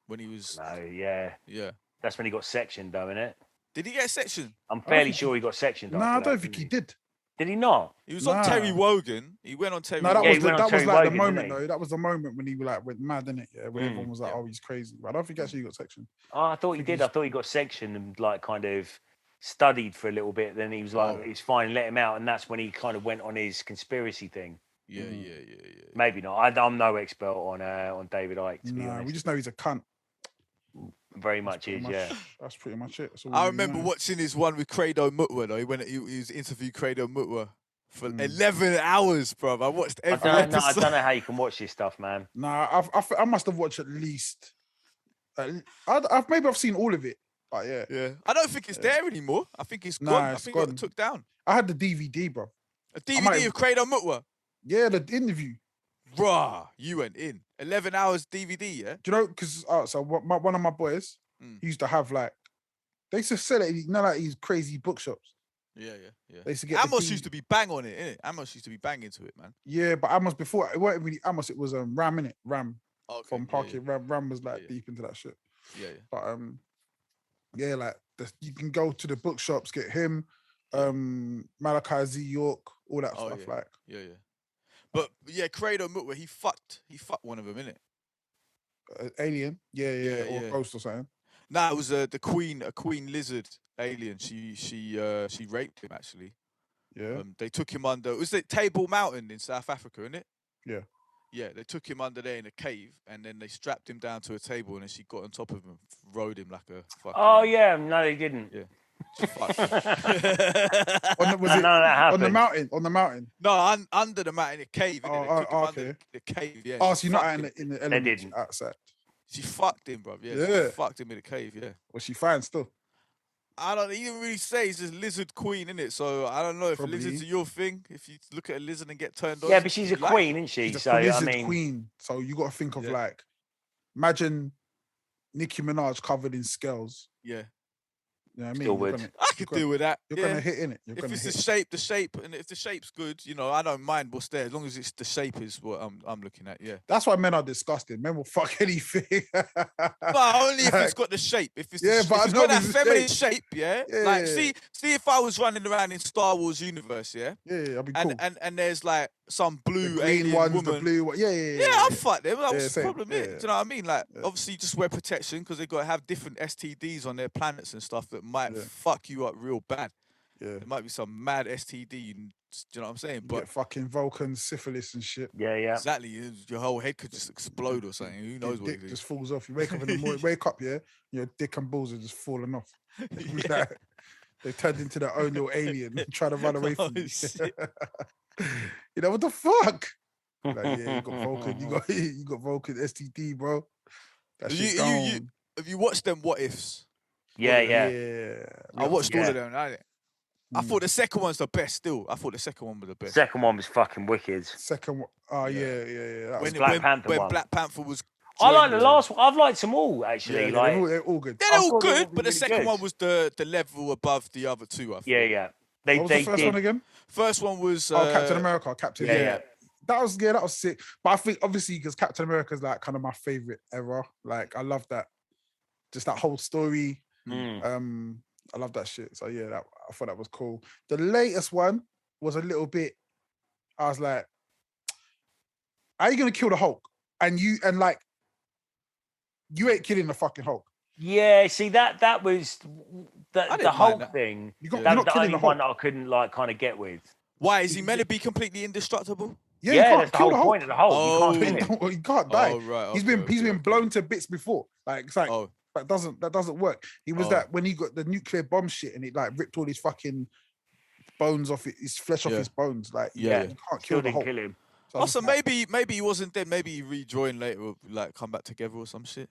yeah, hopefully. But Yeah, I was maybe. just like the idea of like we've had in canon, we've had the Hulk be so indestructible for all of this time since the Hulk has come from the fucking Silver Age or And whatever. then just chuck it out with. and now you're just with like, Ant-Man. bang, oh, he's dead. He blew up. Yeah. It's like, Well, it wasn't that actually. He doesn't wasn't Ant-Man, was he? He was Yellow Jacket. Yeah, Yellow Jacket. It's like, fuck Yeah. off, mate. You're not even a fucking good villain. Like, you ain't doing Nah. shit. And number one, the Hulk's skin don't even do that. So it's like, it's not gonna.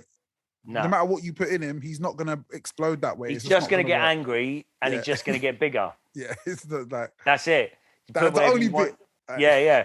If you chuck something at his heart that's going to expand, the Hulk is going to get bigger to compensate for it. And they throw some money behind all these cartoons, though. They had Samuel L. Jackson actually doing the voice and all the voices Hulk of them. guy. Yeah, all of them. No, not all of them. Who Not was all of them? I looked at the end because I was like, right, they got money, man. Like Black Widow wasn't her.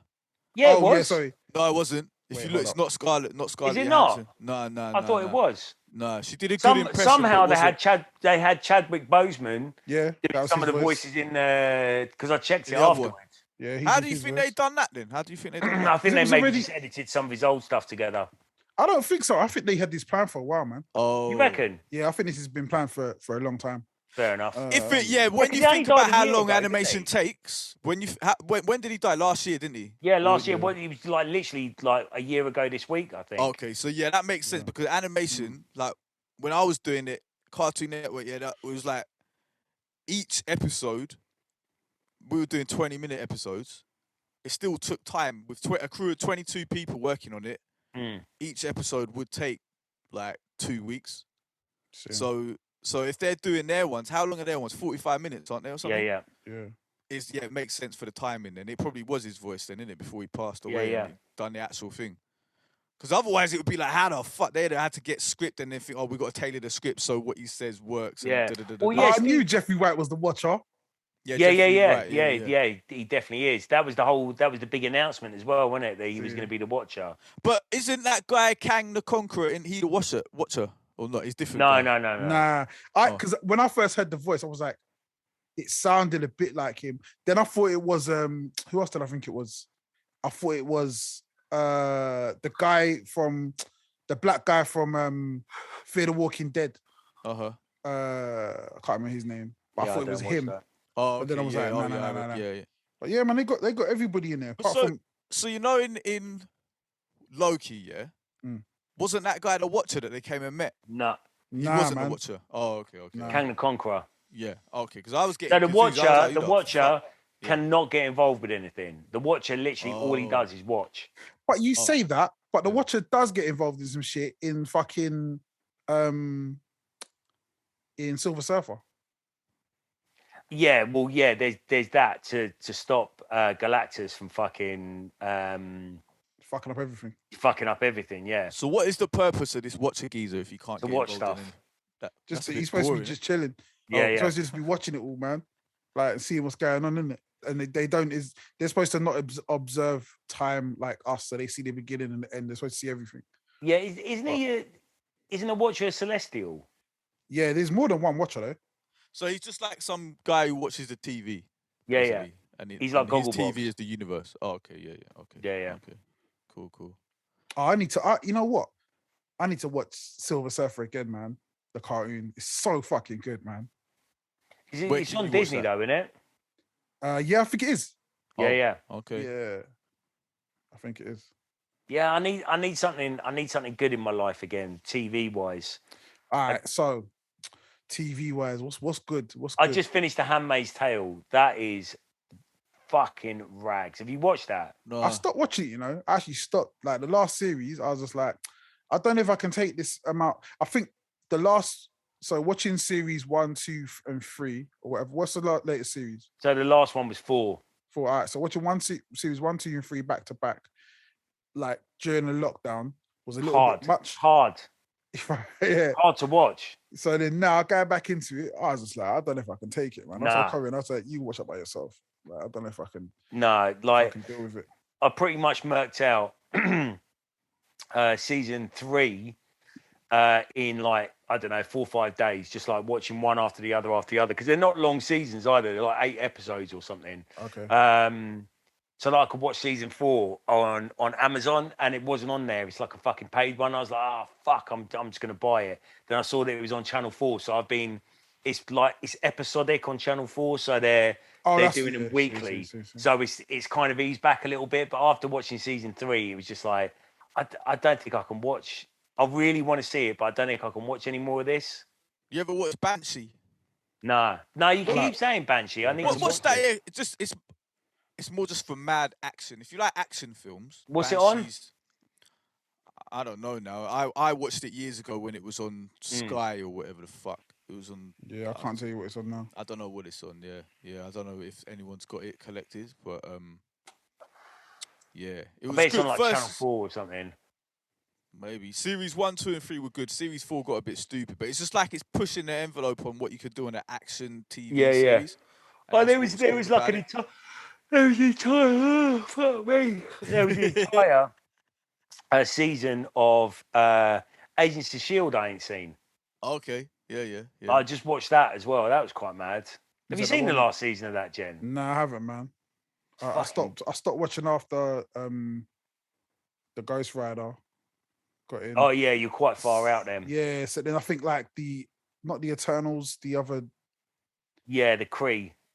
Yeah, it was all getting a bit Yeah. peak. Then I yeah, still kinda say stopped. you two got to give the Expanse another chance, man. I swear to still God, say AC. I Yeah, I swear still to say God, that. if I hear this shit one more Yeah, time. And but that's that's it just for 'cause another you- week you of How You guys- Doing, Mate podcast. Nah, that's because you guys are trying to like be sheep and that, yeah. Just break out of that mold, innit? Stop being sheep and just watch the Expanse. We are sheep with the millions and trillions of people on the earth and galaxies who don't watch that shit. I even watched it. I ain't watched Picard yet, man. I gotta watch that. That's crap. Have you not watched Picard? Garbage. Nah, man. It's fucking great, man. Nah, shit, man. I thought shit. Don't let you. I think you Terry know says who it's to listen great. to out of us two. I'm listening to Terry. No, it's crap. You know It's what? I crap. watched a film the other night that you. It's got some good characters, but the writing was shit. I thought that the script, the way the script went, there's a lot of stuff that just did not You make literally any have no fucking taste sense. whatsoever. Nah, Right, bro, I've got the best taste in No, the you world, haven't. man. I have. So literally. so much so that I watched a film that you would fucking love the other day. What's that? It's just gone on Amazon. Space Truckers. Okay, I saw that. Is I was it thinking good? of watching that. Is it good? It's all right. Yeah, I Yeah? quite liked it. Has it It was got so Dennis Hopper? stupid.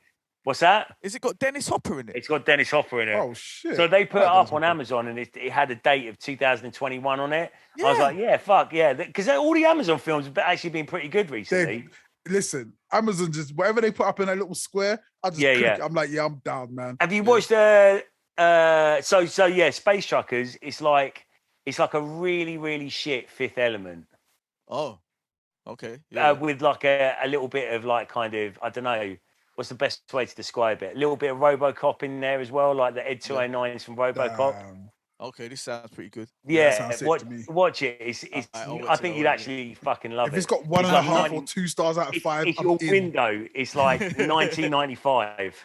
So it's not 2021 then? Not at all. Not in the So why'd they slightest. do that just to fuck up? It's got a mad cast though. It's like Dennis Hopper. Yeah, what's because I was like, Dennis Hopper's dead. How is this 2021? No, I was like, no, what's going 'cause on? Charles Dance is in it as well. Yeah. It's got a good cast.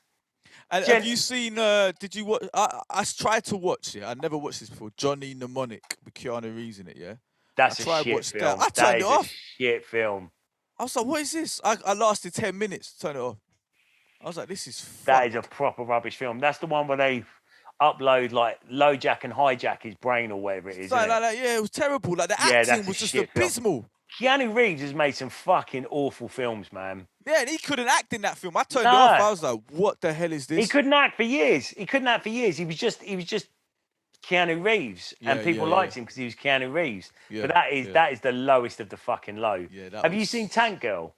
No. Those two films. Tank Girl with Ice-T. Yeah, with Ice-T. Ice-T plays a kangaroo. Is it good? Tank Girl? No, it's fucking awful. It is. You can't. Tank Girl is a cult classic. It's a can't. cult I've never classic. seen it. I wanted to see it when it came out because obviously but I never saw it, man. Have you seen that? There's a couple of really good films on Amazon, like proper. They're kind of rubbish and kind of great at the same time. Have you seen Monsters of Men? No. That's fucking wicked. With the robots, it had some With the robots shooting a robots, machine gun. with the I saw robots. that and I thought, okay, maybe that could be good. It's like a proper B movie. Yeah. It's got a B movie aesthetic to it. There's no like kind of known actors in it whatsoever. Oh, maybe like a couple of people that were in ER or something like that. But like that is a fucking good film. It's like a Terminator. Standard like kind of B movie. That's wicked. I tell you another really good one. It's stupid as shit. It's like a mixture of Deadpool and Groundhog Day. Is the I think it's called End Level Boss. Fucking love Okay. that film. Yeah, I yeah. love So that good. film, That's on man. Amazon. It's on Amazon, yeah. on Amazon. Yeah, It's yeah. so I'll good. check that. It is so sick, man. Yeah. It's Have you seen the one on Amazon that's called Mystery Men? Is that good? I keep That's seeing fucking that. great. Yeah, I They're really good, like yeah? Mystery Men. Again, that's like a 1995 film or something like that. It's Okay. kind of like of that. Have you not seen it? Nah, I seen it advertised and I was like, because isn't it taking a piss out of superheroes or something? Yeah, pretty much exactly that. Yeah. Okay, yeah, I'm gonna check that then. So it's like it's got Banshee's Goody not Mob in available. it as well. Say that again. It's got Goody Mob in it. Oh, okay. Oh, shit. What? Yeah, only for like 10 minutes. They're Yeah. introducing all the gangs. Like there's like the bikers and then there's the Goody Mob, and they're all like kind of do their own little rhyme and stuff. It's fucking rubbish, sick. but it's good. It is good. Wasn't it one of the Goody Mob who killed a woman and ate her leg or something? No, you're thinking one of the Big Goody Mob Lurch. lost their leg in a car accident. Oh, so Big Lurch. Who was he? What group was he in though? I don't Wasn't know. he- I thought you would know that. Like, you listen to Big Lurch. No, I never heard it. I thought he was in Goody Mob. No, that's Big Gip. Oh, Big Gip, yeah. So what was Big Lurch from? He's in a crew, I wasn't don't he? know. I have no idea. I think he might be from like. It's definitely from a southern crew. Yeah. And he killed a woman and he got caught eating her leg. He was eating No, her he's leg. eating or her something. lungs. Eating her a piece of- lungs. yeah, something like that. But he was What on. the fuck? He was on. Why do we bath talk salts about and Big shit. Lurch so often on this fucking He was on podcast? Bro, bath. I've never spoke about him before. I swear, man. I swear, you were telling me you got his anthology. Nah, bro, I've never heard the guy rap ever. I've never heard him rap. Me neither, to be fair. I And thought to- he was and- in Goody Mob. I And thought he also, was in that Goody Mob. story that I'm telling you might not even be like 100%.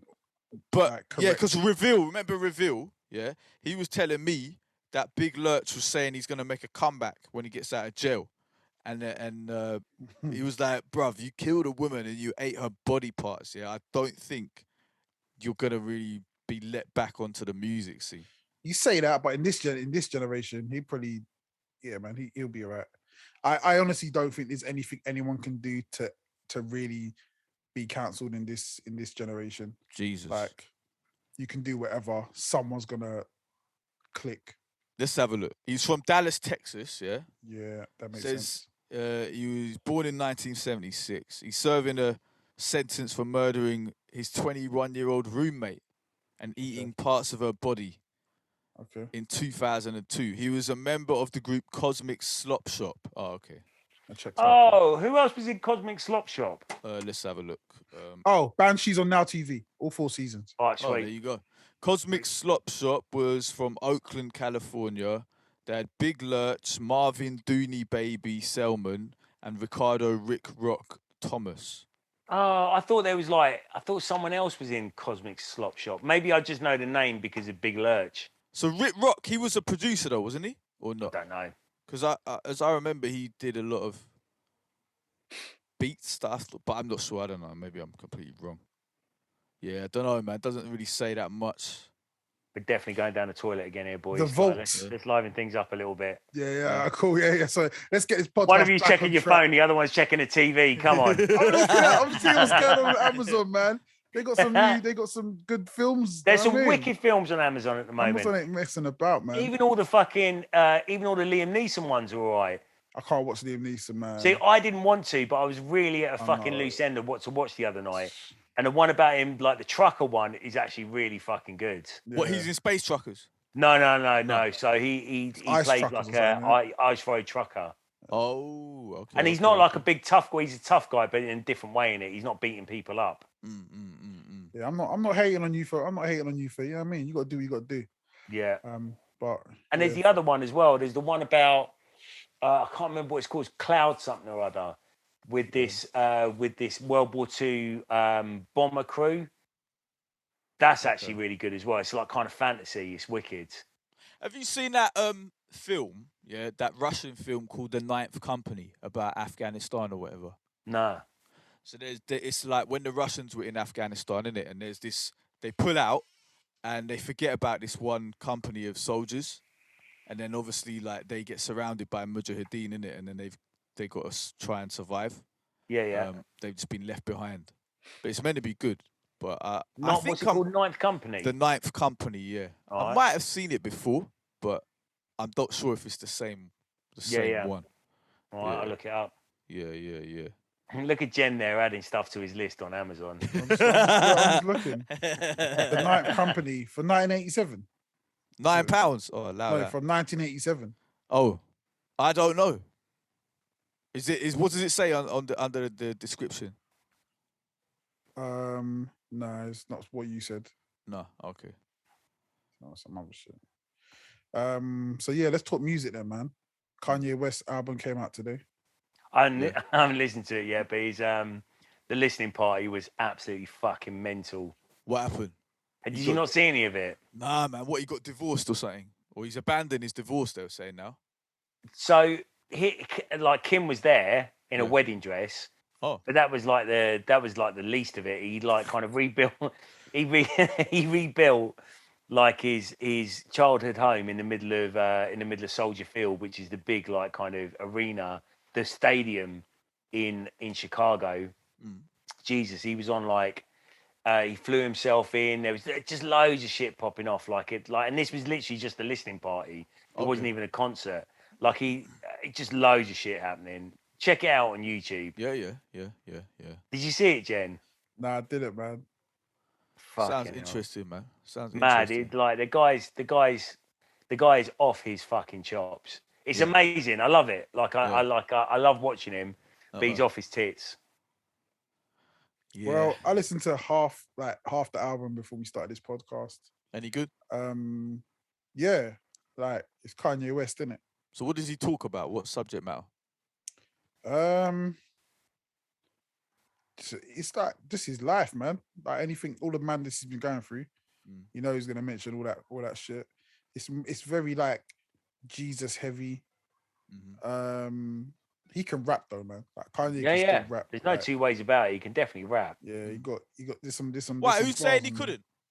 Nah, no one. But it's just like I think that you never hear people talk about the rap. No one talks about Kanye as a rapper. Yeah, everyone just talks about the antics. Yeah. Oh, that's his fault though. Even on his Jesus album, he was dropping bars. Yeah, there was no two ways about it. What was the Jesus album? Can't remember what it was called. Jesus, that one. No, his last album. Jesus is Lord. Jesus is Lord. Yeah. So what's that about? Him finding Jesus? Yeah, it's about Jesus. Basically, it's entirely about Jesus. So when he talks about Jesus, what is he talking about? Jesus' life? Jesus is the savior. Oh, same shit you hear in church, innit? Like, yeah. But is he talking about like what happened to Jesus? No. Okay. It's not like a story. It's not like a story. Oh, okay. He's not just reading the Bible. He's talking about Jesus saving the world. Yeah. Oh, okay. We all need Jesus and that shit.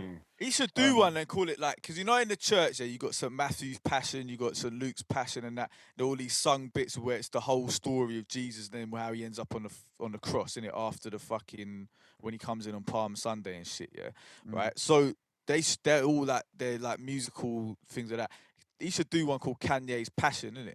Talking about and do it in his own fucking way. You're right. I should watch Passion of the Christ. I haven't seen that in ages, actually. Yeah, you're right. I should eat a passion fruit. Passion fruit yogurt. Yeah, I'll take that on board. The Passion of the Christ. That was like some torture porn, man. That was mad. That film. I don't remember it at all. Like, I want to watch Jesus getting ripped apart and whipped with a barbed whip. That you see it ripping his flesh out, and he's like crying, and everyone's going, "Ah!" All his family. Like that woman that tried to kiss you with herpes. Very similar, yeah. Yeah, same kind of noise. She's there, screaming, and he's getting his flesh ripped out, and it's all it's all spoken. Maybe I'm thinking of Apocalypto. Hebrew. Then. Maybe I'm thinking Aramaic. of Apocalypto. Is it Aramaic, not Hebrew? Yeah. Aramaic, yeah. And it's basically torture porn. Yeah. Sounds wicked. We spoke about this already, didn't we? About Mel Gibson. Yeah. About how Mel Gibson's a cunt, but his films are fucking incredible. Yeah. Like, it's so annoying. He's another one. He's in that fucking film. He's in that one that he's in that film as well. He's really good in it as well. Yeah, man. Oh yeah, I saw it. Yeah, I've seen that. Yeah, I've seen that. His fucking speech at the end is fucking sick. Amazing. Yeah. And he's fucking lying there going, "This is strange. I've not got to this point before," like that. That was fucking great. Mad. The whole thing, the whole film. It gave me Deadpool and Groundhog Day vibes. Yeah, that's a good way. So that's to... like Edge of Tomorrow. You seen that Edge of Tomorrow one? It's like But Edge it's of better. Tomorrow, It's but better than Edge of It's better, Tomorrow. better, than yeah. that. Okay, wicked. Edge of Not Tomorrow is a serious bit. at all. Edge of Tomorrow is like I would say that my new favorite genre of movie is Groundhog Day. Like I love that. There's so many of them now. Yeah. And they're cool. Do you see the one with what's his name with Joey Badass? No. I haven't watched it yet. It's worth a watch. Yeah, What's it called? I can't remember, but it's on Netflix. Yeah. I keep seeing it on my list and thinking, right, I'm definitely going to watch that, and then forgetting It's about short. it again. It's like 20 minutes long. Yeah, it's really short, isn't it? Yeah. You can literally watch it. Like it's well short. It's worth a watch. But Have you seen Existence? You seen that? Nah, because it sounded too much like Expanse. So I was just like, nah. It's good. It's by David Cronenberg. It's got 1999. Has it got Jude Law in it? Yeah, and Jennifer Jason Leigh. I ain't seen her in nothing else, but she's in that. But it's I didn't watch it because it looks all gothic, and I no. It's not gothic at all. Is it not? No.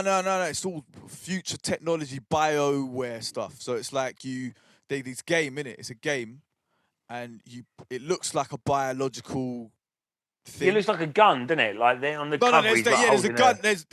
That's one bit in it. Like people make this gun out of body.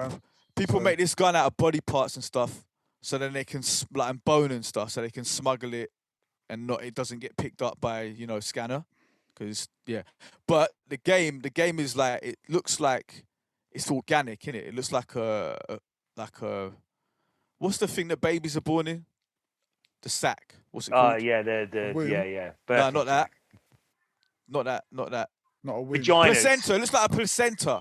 Looks like a bit like a placenta kind of thing. Oh, placenta, yeah. Looks like a bit like a placenta, and then you got an umbilical cord in there, going in from that, and then you plug it into your own body. Everyone gets these bioports, and they can play the game. But if you like what you were saying about them other ones, about is it a game or not, you'll like that one. Because you go into the game, it's like virtual reality, but it looks real, innit? Yeah. I just saw so bad. What? I just saw what Asher Roth looks like now. It looks totally different, isn't it? He looks hilarious. Did you see all that controversy about Nicky Facts? Yeah, Nicky Facts and Nori. I just came to look up. Yeah. And Nori calling everybody that's not in the core Wu-Tang. What do you call them? Flunkies. Jesus. Okay, so I've just heard like secondhand. I think I heard what happened from the Joe Budden podcast. I heard what he said about it. Yeah. So I heard that he must have dissed Shaheem, and that's what you don't do. No. And then Shaheem again. I don't know what was said, but Shaheem said, "All right, listen, we need to have a conversation so you can apologize and we can discuss the fee." I swear to God, if a gangster ever said to me, yo, you can apologize and we can discuss the fee, I would be scared shitless, man. Because Shaheem is no one's boy. Like he's not like he's a serious guy. None of them Wu-Tang guys, like all of them. I don't know why.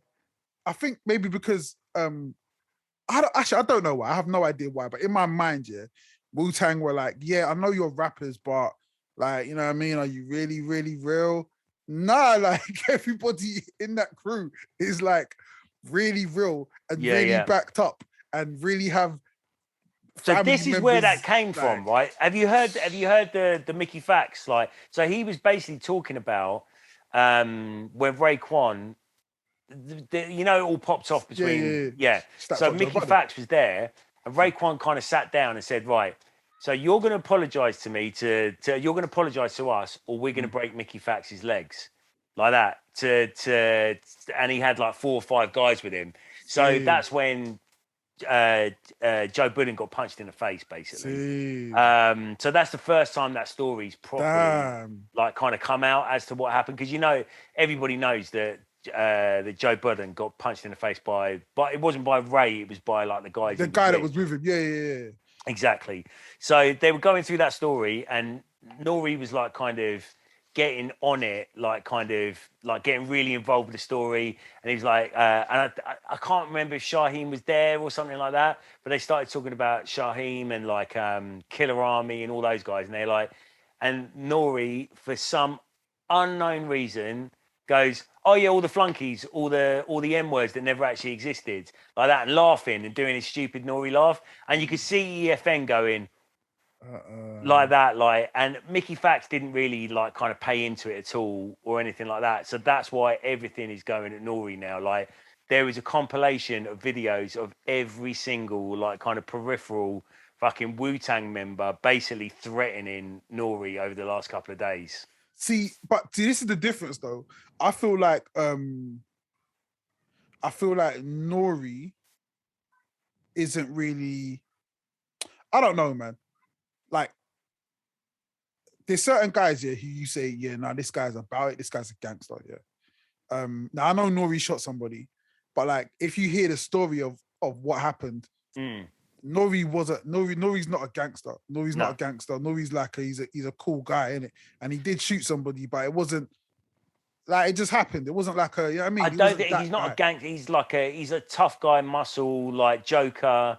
Like, he used to carry a gun. He used to shot drugs. He was in and out of jail, but he wasn't a gangster. Nah, so I think he's a cool guy. He's a cool guy. Yeah. But at the same time, I don't think he's someone who can really be bullied. And I think before it even goes to that place, Fat Joe will step in and squash it all. So it's like no one is Fat Joe and Nori are brothers, yeah. Yeah. Nori's not going to get pressed on any of it. No, not really, because Fat Joe will step in and no one's going at Fat Joe. Like, that's just that's never happening. So there's Nori, there's Fat Joe, there's Raekwon, like, and there's like a trinity of those three, and they're like, Raekwon always says that Fat Joe is his best friend in the rap industry, and they always say that about each other. But they also say, like, Fat Joe says that about Nori as well. Yeah, but I think the difference is, Ray and them, man, they're really gangsters. Yeah, Fat Joe is really a gangster. 100%. Nori's not really a gangster. Like, or he's a gangster, but he's like a, you're not a gang. You know what I mean? You're just you. You're a thug. You're just you. You ain't got no one behind you. Fat Joe has an army. Like, yeah, it's really like that. Yeah, and I feel like, a lot of these guys, especially the guys that are in there, like they're in their 40s and 50s, and they got credit, man. Like, the stories are there. Like, you don't have to go too far, especially if you're from New York. You know what went down on both sides, and at this age, ain't no one going to war over. You know what I mean? Like, no one's going over to war over that. So it's just a fucking shit show, isn't it? Like, I doubt anything will really happen from it. But like, you don't say shit like that about, like, kind of. I mean, and you must know them as well. Like, one of the guys from Killer Army was saying at the same time, like, we came out together. Killer Army and CNN came out together. We did shows together. We know each other. Like, what are you talking about? Like, we were both in the top 10 albums at the same time. War Report and, like, Killer Army's first album were right there next to each other. Like, what are you talking about? How can? And I think it was just Nori being drunk and loud. But did you talk about Fat Joe? It was his birthday, like, last week, and everybody was posting stories about, like, how Fat Joe saved their life and stuff like that. But there was, I know you both hate Common, but did you hear the story about how Fat Joe saved Common's life? Yeah. Mac 10 talked. Mac 10 was going to fucking kill him.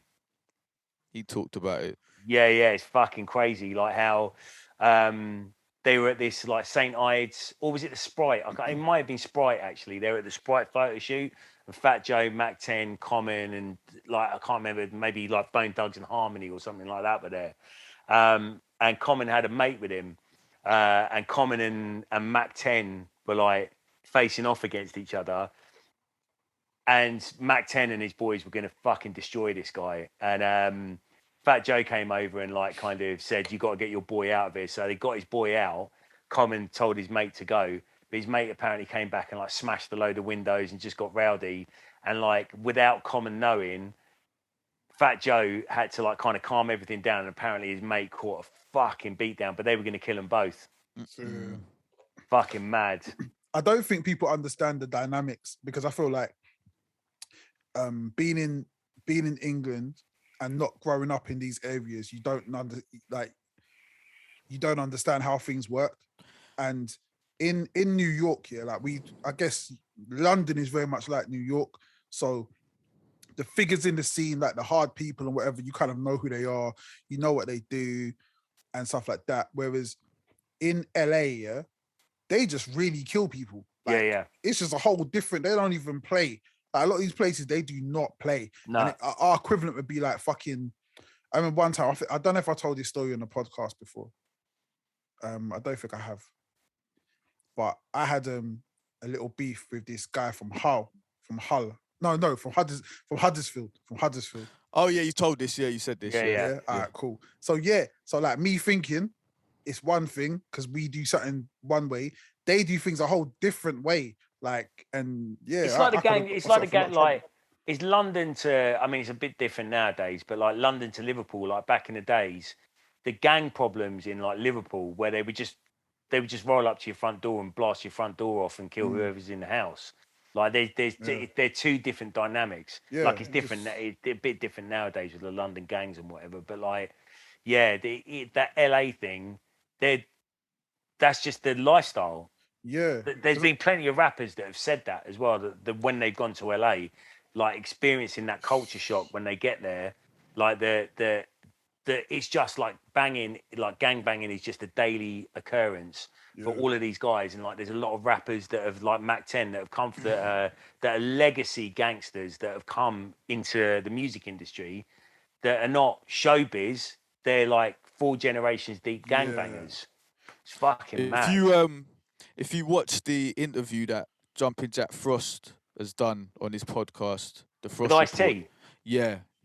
I was going to watch that tonight. He goes deep into all of that stuff. Yeah. He's got this lady Kendra on there as well. She's, I think she works with some kind of like outreach thing for young people and gangs and stuff like that in London, and they're talking about how she's saying how London has now become like what New York was back then or what LA was back then. It's like we're experiencing that kind of madness that they were experiencing then with all of that, the kids killing each other and the turf wars and all this kind of shit, like postcode wars. We can't even go to the next street and shit like that. And it's he was talking about that. It's pretty good actually. The whole thing was quite deep, man. It goes deep. So some of these like obviously I work with young people now, but some of the kids that I work with or that I work around, the way they talk or the way they act, it's so fucking cringy. It's like you're trying to be this gangster thing in a arena where or area where you don't have to be.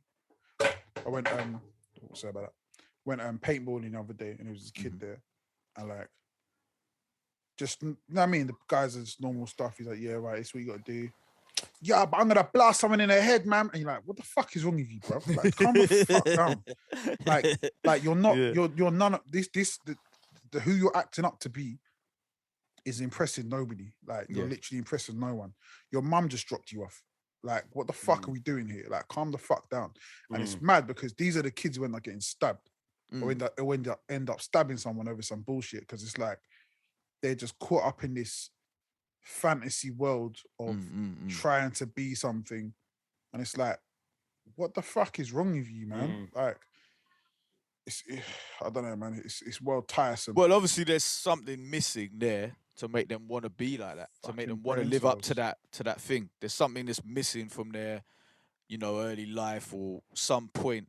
There's some lacking thing that's happened, whether that be like of the the people that have really had to deal with that shit. Is you look at it, it's always poverty. That's the problem, innit? But then you got the people who like the wannabes. There might not have been the poverty thing, but there was something else psychologically that's been missing in the early life or something, innit? But even how they act though is well different. So I've noticed this over the last like couple of years, probably like after 5 years. So when I work with young people who have either been to jail, who have been involved in violence, either stabbing someone or being stabbed or going through some crazy shit. One thing I notice about them is, again, maybe not with like their teachers and stuff, but when they interact with like youth workers, they're always polite. Yeah. They're just like, always like, they're like good kids, man. They're just like, they're never on a hype thing. Obviously they might act up with their friends and stuff, but or act up when they're outside. But when I speak to them, there's that level of respect. It's like they understand who you are, what you are, And they just, I don't know, man, it's just that level of respect. They're just always like good kids. Whenever I speak to these, whenever I deal with another thing we have referrals from schools. And so a lot of times it'll be this kid's acting up in school and it'll be a kid who's from like you said, like you don't know what goes on in people's families, whatever. But for the most part, they're from good backgrounds, middle class families. They might have older brothers and sisters who are in university or college or are good kids. So it's like they're kind of the odd one out, and they're like mad rude, mad disrespectful. And you're just like, wait, what? Where do you even? I met many like that. Many like that when I was doing the youth work and stuff, innit? And the thing is, like, there's something that's lacking, and they've gravitated towards that because of the they think it's, you know, tough, so they won't get messed with or whatever. But then the problem is, then they end up doing something mad, and then they end up going to jail. Yeah. Or they end up, like you said, they end up getting stabbed because they're too mouthy, or like it's nuts. Because I had a situation one time where one of them, like, there was a mixed group in it. So I had a group of like 2 kids who ain't nothing to play with, and one kid who is all mouth. And the group they were in a group and they kind of got mixed, and you just saw like the life just get sucked out of this kid. Like, he was all mouthy before. Them 2 kids walked in. He recognized, oh shit, these guys are the real deal. Man just sat in the corner just quietly the whole time. Couldn't even say anything. He's supposed to rap. He wouldn't even rap. He wouldn't even open his mouth. Be like, "You gonna rap?" No, I don't want to rap anymore.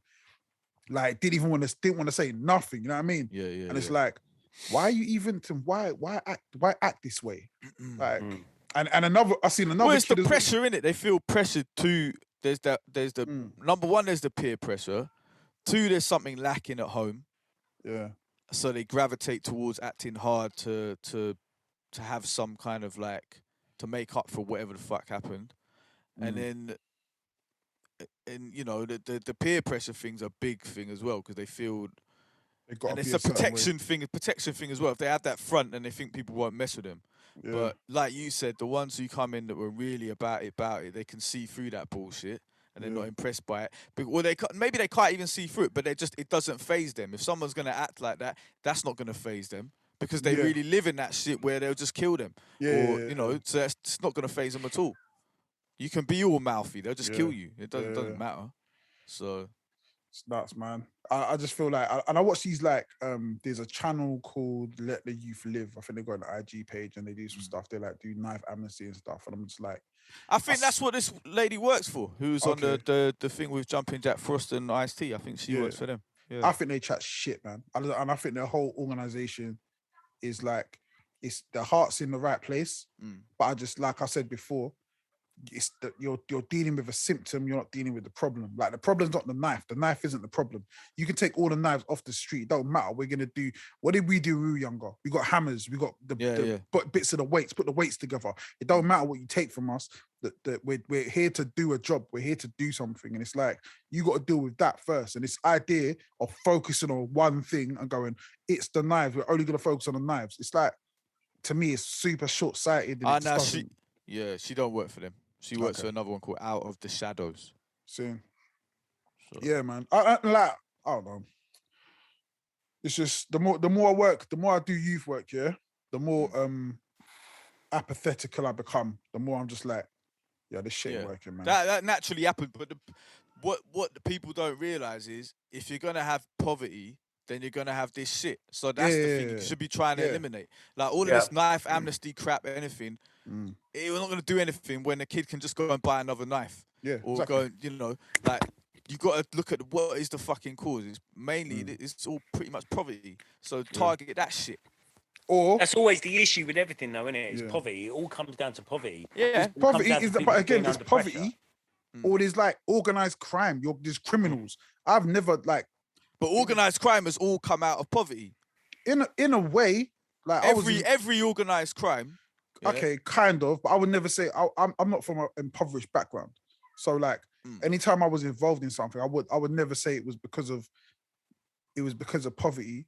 I would say it's to do with just not even really greed, man. Maybe it's a bit of greed, but just being like, this is an avenue of making money that I'm gonna go down. Like, that is what it is. And then once you're into that place, there's a certain rules you have to go by, and that's the rules we play. You can never tell me at that age, not even at that age, when I was carrying knives and stuff, you can never tell me don't carry a knife or don't carry a gun. It's stupid. It's like, obviously I know not to do that. Yeah, because if I the need people, this for this shit. So exactly, if you got people out there who are serious and they will fucking shank you, then you're gonna want to carry your fucking knife. Yeah. It's same as if you got people out there who say I'm gonna fucking shoot you, and you know they're really about that thing, you're gonna go buy a gun. Yeah. So just for your own protection, you're not gonna then not just walk around and then you can get just shot. Yeah. Like, what the fuck? And there's nothing anyone can say to you that's gonna change your mind. Because it's like, no, you're not understanding. I'm not doing it for fun. I'm doing this because we got a situation we have to deal with, and that's just what it is, man. Like, your little rap song ain't gonna. What I'm saying about the organised crime, you look at the history of any organised crime thing that's come out of any community. It's usually that community was poor, 100%. and then they've done crime in it, and that's where all of these. Then they get to the next level where, you know, their kids don't have to do that, and they've got enough money to send them to schools or colleges or whatever the fuck, and then that crime starts dissipating out of that community. But for the beginning, it's always from poverty. So that's what all these governments and all these dickheads have got to target. Like, when they had all the youth clubs, all that shit, the figures bear it out for themselves. There wasn't as much fucking stabbings. Yeah. Now they've got rid of all of that stuff for young people from impoverished areas. The knife crime's just shot up. So it doesn't take a fucking genius to look at it. Do you know what I mean? So, yeah, it's fucked, man. But we don't want to tackle capitalism because that's too much of a. All of us got fucking a vested interest in capitalism doing what it's doing, man. So, man, if they got rid of it and replaced it with something else that worked, I don't give a fuck. Yeah, but it don't work that way. It's like, to say it makes sense, but to do it is a whole different thing, innit? But at the same time, I do think things are changing because the way businesses have become more ethical, the way this pandemic has kind of forced people to kind of change how they do business, how they think about business, and how that intersects with their life. So now people are way more focused, or I guess way more focused on that. Some balance. People definitely, A lot of people having conversations that weren't having it before. Oh, okay. Thinking about. I seen certain people, like certain people say, oh yeah, like after this pandemic, I thought people weren't going to be as selfish anymore in the music game, but they're still fucking selfish. I was like, come on, man. Like, the only way they would change is if millions of people were dropping dead all over the place. That would wake people up. Otherwise, you know, like when you were saying about the 99.9% of people survive, that ain't going to change no one's fucking mind about how selfish they are. They're going to carry on. Yeah, but like in the music game, nothing's going to change. But as far as that, but at the same time, we're looking at how the music business is, and that's definitely changing. So regardless if that's got to do with a pandemic or not, we're just seeing people do business in different ways, and we're going to see more of that. And I think that's what's going to dictate on how. That's what's going to, I guess, bring that gap down. I was thinking of listening to Kanye's album, and he was talking about, like, he mentions capitalism. So I'm like, so you understand, like... Yeah, but he talks a lot of stuff that he hasn't really researched. True. Like, when he was on Joe Rogan, he was just surface level. A lot of his examples were just from, like, Star Wars and shit. He was using, like, Phantom Menace and shit. Yeah, he never talked about the Expanse. If he'd had that, I'd have probably done him some good. But, like, yeah. Definitely would have worked against him. Bruv, you can't say shit. You only seen episode 1 and you didn't even finish it. Let's stick to what we're on. Let's stick to what we're on.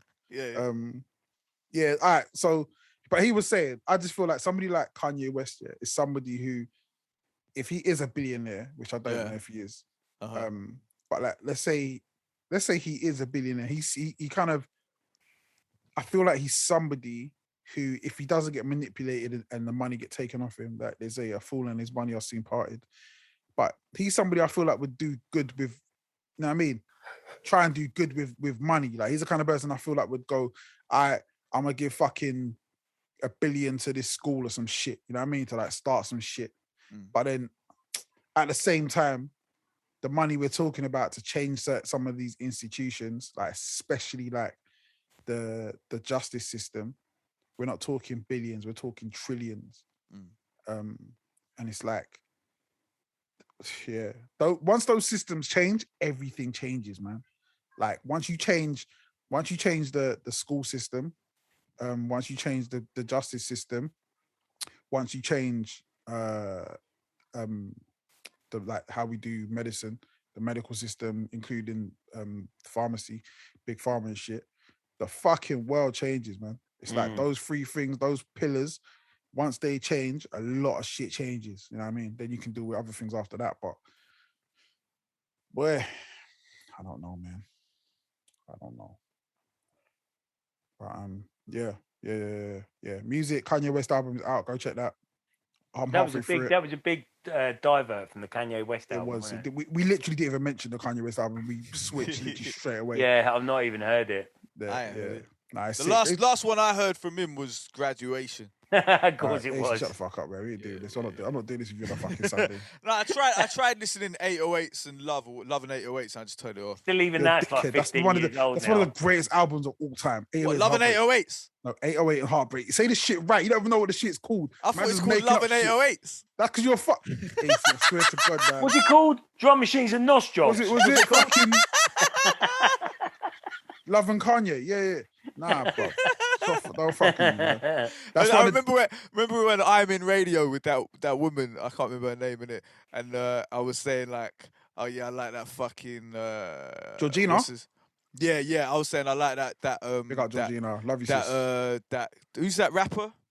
Fucking the biggest rapper at the moment. What's his name? MC Ren. Drake. No. The other one, Kendrick. Rapping Forte. Kendrick Lamar. Yeah. Rapping Forte.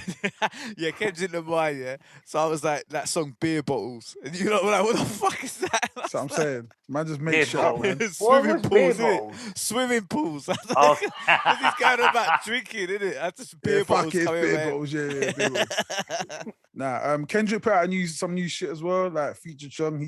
Kendrick's going hard. He's coming for it. Yeah. The Alchemist and Boldy James album's really wicked. It's crazy, man. That's crazy. It's a good album. It's a very Me good at the album. I can't be bothered to record at the moment. I need to I get can back write. into it. I like writing lyrics and then rap them over the beat. And I'm like, yeah, that'll go sick. And then I just don't record it. Are you set up to record at home? Yeah. I don't know why. I just don't do it. You get to get into the habit, man. Just force yourself into the habit of doing it. I Yeah. gotta get back into the habit. I ain't recorded, I think, for a couple of months now, really properly. I might have to make one day a week recording day, innit? Yeah, And I just went first stick time to I just record every day. Michael's all set up, and I just Yeah. every day, bang, and then just it becomes nothing. But Yeah. I've got another album to do. I don't know what direction I'm going with it musically. I don't know what I want to talk about. But I've got literally about 3 weeks before I have to start releasing songs from it. You have to do a ragamuffin hip hop album. You have to. I know you don't want to because it's not the trendy thing to do. Nah, that's not even it's a b-boy album I want to do. I want to do an old school. Okay. Like, I was listening to I Ain't No Joke yesterday. Yeah. And I was just like, but if I do it, I want to do it right. Like I want to talk to Sons of Noise. I want to talk to fucking Blade. I want to talk to fucking Gunshot. I want to talk to all the original UK hip hop. Yeah, so like a Britcore thing. Yeah, and be like, yo, like, what was the sound? How do we bring that sound back? Yeah. I want you lot involved in it. Like, it's got to be authentic.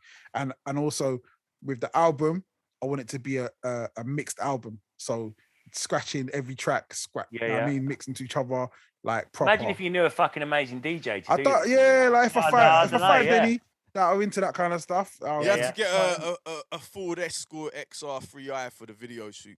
Nah, way before we're going album cover. Oh, before that, yeah. Yeah, it might be an old Beamer. Yeah, old Beamer, yeah. What is it? 80s you're talking about? 80s. Oh, okay. Like fucking early 90s. Early 90s. So yeah, Ford Escort XR3i is like 89. Yeah. Yeah. I do like that. Actually, Escort, yeah. Maybe we could do that. They need to bring the Escort back. I had a dream years ago. Why am I talking about this shit in this fucking podcast? What, they brought the Escort back? Yeah, I had a dream they brought the Escort back. It was like a new car, and it was sick, man. It was sick. It was like. What's the version of the Escort nowadays then? I don't know. Focus, isn't it? Focus. Yeah, the Is it a Focus took it Focus? over. Yeah, pretty much. Yeah. Yeah. My mum had a That's Ford like- Escort. My She auntie had did a as Ford well. Escort, yeah. What colour Then was she yours? got a Ford. My mum's was red. Then she got a Ford Orion. Okay. Around Yeah, the my The same. mum Escort had with the back. My mum I had think- an Astra, a red Yeah. convertible Astra, which is basically like an Yeah, Astra. yeah. Is it GTI? I can't Sick. remember. Yeah. And your mum had that the Chrysler Yeah, she Cruiser, had innit? Yeah, she That had a Cruiser. PT Cruiser. Yeah. Yeah, man. Yeah, What, the man. PT You yeah, would man. have liked Cruiser? her Rover. Yeah. You would have That liked is the her Rover. She had ugliest a car wicked Rover before. ever. Nah, Yeah, man, that car's sick because it's got the old school. It looks old Nah, school, it's innit? not. That car is. Yeah, The, nah, that car's car. sick. That The car mum is a car. history book car. That's a history book car because it's Yeah. like it's one of the ugliest cars ever. Nah, man, But do you know what? Car look good. You might have thought it looked good. I thought it looked Yeah. disgusting. It's But at a the mum same car. time, Because I'm a very visually artistic person, innit? Whereas Autistic. you're not. Do you know what I'm what saying? the fuck you talking So, about? do you know what I mean? How's man gonna You know talk? what I mean? Come, what? Because you're not. What? Listen. What are you talking about? Don't let me have to start. Listen. Come on. This is Nah, me. because I remember when I come to your house, Terry, I was like, yeah, man, your mum's got a cool car, man. It's visually distinctive. Yeah. Yeah, it was a mum car. It was perfect for a mum to drive around It in. weren't supposed to be though. Yeah, but There's I a don't new think it was, version of that but as it well. is a mum car. Is it a new version of that? They've done a new version. Oh, is it? It might not be a PT Cruiser new version. It might be something else. But The it's mad one from just that as fucking era, ugly. was the Plymouth Prowler. Look that up. Plymouth Look that up. Look up. Prowler. That sounds like a Plymouth- paedophile. And they got like 3 wheels or some shit. Nah, but it just look it Oh, up. the one with they're the- trying to make it look old school. So it looks like an old school speedster in like the Yeah. They're crazy Mad, those innit? things. Yeah, Mad. let me see this shit. I don't think they ever released it The in Plymouth England. Prowler Yeah. sounds like a rapist. Yeah. That's what I said. It sounds like a Yeah, paedophile, yeah. doesn't it? Like the Plymouth Wandsworth Prowler. wanker, innit? The Wandsworth wanker. Oh yeah, that's horrible. That is absolutely that's really really gross. And look up the Ford That looks like it's Thunderbird. driven. That looks like it's driven by a sex offender. Show that to the screen. Yeah, hence the name. Show that to the screen. The screen. I don't know if I even want people to see this shit. Yeah, it's mad, isn't it? Mad. That's Mad. And they had to horrible, put those two weird bumper things at the front. And then look up the Ford Thunderbird remodel. Because they like, you know, I what seen that. That was cool. Yeah, I like that. It didn't sell well though. Nah, It I proper dead. It died. I didn't know they. I didn't know they Fucking did that. ugly. I didn't know they did that for the public. I thought it was a one-off. Nah, they did it for the public in America, thinking it's gonna blow up, and then no one bought it. Oh man, So, fucking horrible. They did the VW Beetle. They updated that. They did the Mini. The Mini was a success. Yeah. Yeah, people did Ford it. Thunderbird died of death. That Plymouth Prowler didn't do well. The Chrysler PT Cruiser, it did all right, but it got slated. Everyone slated it for the handling and how it drove and shit. Yeah. But yeah. There's an man. Alfa Romero one that's like very similar to the PT Cruiser. It's really ugly. Oh, for real. Um, Then you had obviously the Jaguar S-Type, the Rover 75, all of that whole era. They were trying to like look back. It was like retro modern kind of thing. Yeah, it wasn't working. I think it was cool, didn't it? I thought it looked all right, man. The Mini worked though. Everybody loves the Mini, like the new Yeah, Mini. people love the Mini. Is it? Yeah, the My Mini was sister's cool. got a fucking sick Mini. It's like a Mini. It's bigger. It's pretty chunky. It's not quite a 4x4. I've driven that one. Mini Oh, the country. Countryman. I had to hire, country. Yeah, I had to Countryman. hire one. I hired one. Yeah, I it's didn't good have a car. I hired it, and it was mad. They got Everything's really round. good. They got really obviously BMW engines. Really good exhaust from stock. They just sound good. If most times you hear a chunky exhaust, you look and it's like it's gonna be the one of the new Minis. A Mini. They're like Minis on steroids, isn't it? Yeah, they're good. They're good cars. They're not really Countryman's Minis sick. anymore either. They're like Nah. full-size cars. Yeah. This thing here, They should call it a What's maxi, innit? A maxi. Yeah, a medium-y. Yeah. A midi. The midi, innit? The midi. the Alfa Romero Mito. Let's have a look. Oh, that's shit. Yeah, that's shit, disgusting, man. man. What the fuck is that? Yeah, it's like a shoe. It's like it's that. just gross. And I They're swear trying that's to be like the new one. Fiat 500. You know, It you seen looks the like Fiat Mickey 500. Mouse's foot. Of course, the Yeah, Fiat yeah, 500. Of course, Fiat 500. We know who drives those. Who drives them? The Fiat 500 gang. Who are they? That's just Lawrence that's all, Fox. that's what I'm saying. Nah. No? Hairdressers. Yeah, something like that. See, they done the Basic retro thing basic good. people. That Fiat 500 thing done the retro thing good, man. It's a good car. Yeah, Really you good look car. on the inside's nice as well. The way they've designed it and everything, it's cool. Any car, like if you have a car that's made for racing, like with a like kind of like what they call it, a racing heritage, they're always gonna be pretty good cars, man. The way they are, where they're built. More music. West Side Gun album. Yeah. Hitler Wears Hermes 8 is out. Yeah. What do you think? I think West Side Gun don't really do much on it, but Stove God, he just kills it, man. Every song that Stove God is on, he just smashes. And Stove God might be my favorite rapper right now. Yeah. Like, if he's not my favorite, he's in my top 3. Like, top 3. Obviously, he's not going to beat Rock Marciano and El Sweatshirt, but he's fucking up there, man. I feel like be able to bring presence into. Terry just got attacked by. Would you get attacked by a fucking fly landed on my head? Never get to kill those cunts as well. I just killed it on my head. Does that mean you're a zombie, bro? Maybe. You seen that Pride and Prejudice in Zombies? Nah. AC, stop diverting the conversation to bullshit, man. Let me try. Hey, I'm not the one who had a fly stand on my fucking head. Fucking hell. I got it right on my head as well. I went like that and I killed it. Bro. Because in Pride and Prejudice and Zombies, AC, shut up. I'm gonna mute your mic. I'm gonna mute your mic. I'm gonna mute your mic. I'm trying to talk about Stove Good Cooks. Yeah, trying to talk about some fucking music. All right, go on. So yeah, the album is sick. Stove God kills it. The beats are sick. Conductor's like amazing producer. What else is out as well? There's a new. Isn't there a new El Sweatshirt and Alchemist album coming?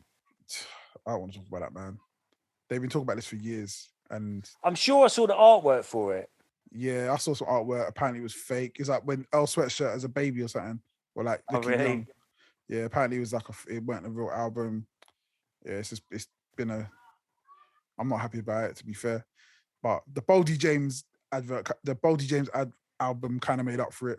Yeah, it's fucking ridiculous. That album. That's sick. I mean, he does do the whole like no beats thing a lot on there, but I loved. Oh yeah, cool. But that's my shit. Yeah, I don't dislike it at all. Like, I don't think Alchemist is the best at that, and I would never say that in any other context about Alchemist because he's just fucking amazing. What? Alchemist is sick at that. Yeah, I prefer what's the Derringer? Derringer. Who's the guy from that does all the Griselda beats? I'm not really sure. But I know Conductor does a lot. Amazing. Huh? He does it amazing. Yeah, same. I think the best is Rock Marciano at that. I think Rock Marciano, of course. That's like his thing. I think it can be done too much, and there's a way to do it. But do you know what? I think like you kind of got to give RZA. I know RZA is a drum person, yeah, but it's the way it's sampled. So a lot of people aren't focused on the sample, so you almost got to kind of reverse engineer the beat. So it's like his orchestration on that as well. Like the way RZA does those beats, it's not just like a sample and another sample. He's got a sample that he's inspired by, then he orchestrates the synths and everything around it and makes it massive. But I feel like sometimes you got to put the drums on, then take the drums out.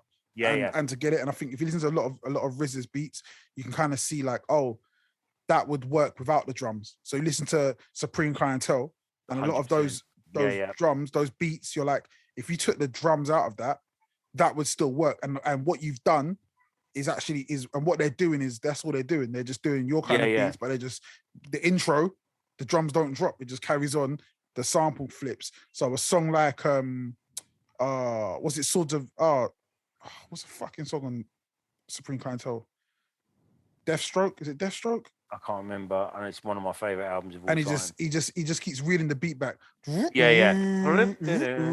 Right? So that to me is like almost a perfect example of that style. It is, and that's almost the drums. It's not any more drums on it. That's just the drums from the sample. Yeah, that's it. Yeah. So even when people say, "Oh, there's no drums," no, it's not. There's no drums. It's just there's no added drums. No, it's no added added drums. Like sugar. Cool. No added sugar. No added drums. Like, Yeah. But yeah, music wise, that's all. Oh, big up my boy Twizzy, man.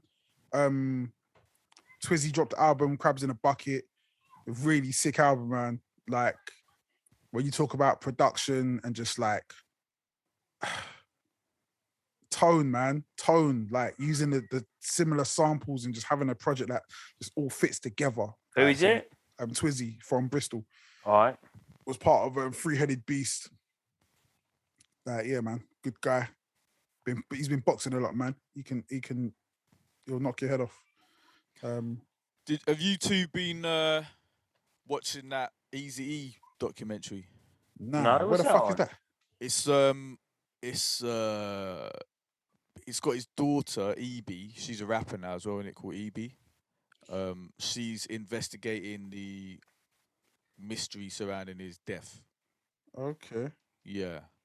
It's on episode 3 now. I've been watching them. Someone's been uploading them to YouTube and that. I was going to say, is it on YouTube? Yeah, it's on YouTube, but it's on an American TV channel. I can't remember what it's called in it, but it's on YouTube. Yeah. So there's it's on Channel 5, the app on Channel 5, so Channel 5 catch up or whatever it is. But there's like a 4 or 5 episode documentary about Rough Riders. Oh, for real? Sick. Okay. Yeah, it's actually really good. Like it's a little bit like kind of cheesy the way it's put together, but the stock footage and everything's fucking wicked. That's like the Eazy-E one. The way it's put together is very like, you know how the American they put that kind of thing together with all the dramatic music. And exactly, with the dramatic, like, and the big cuts and stuff like that. And they repeat the same stuff over and over again and stuff. But yeah. So this one, they got everyone in it. They got like Kid Frost in it. You got Lazy Bone in it. You got fucking like just enough people that worked with Easy. Kid Frost has got a lot to say on that as well. Yeah. BG Knockouts in it.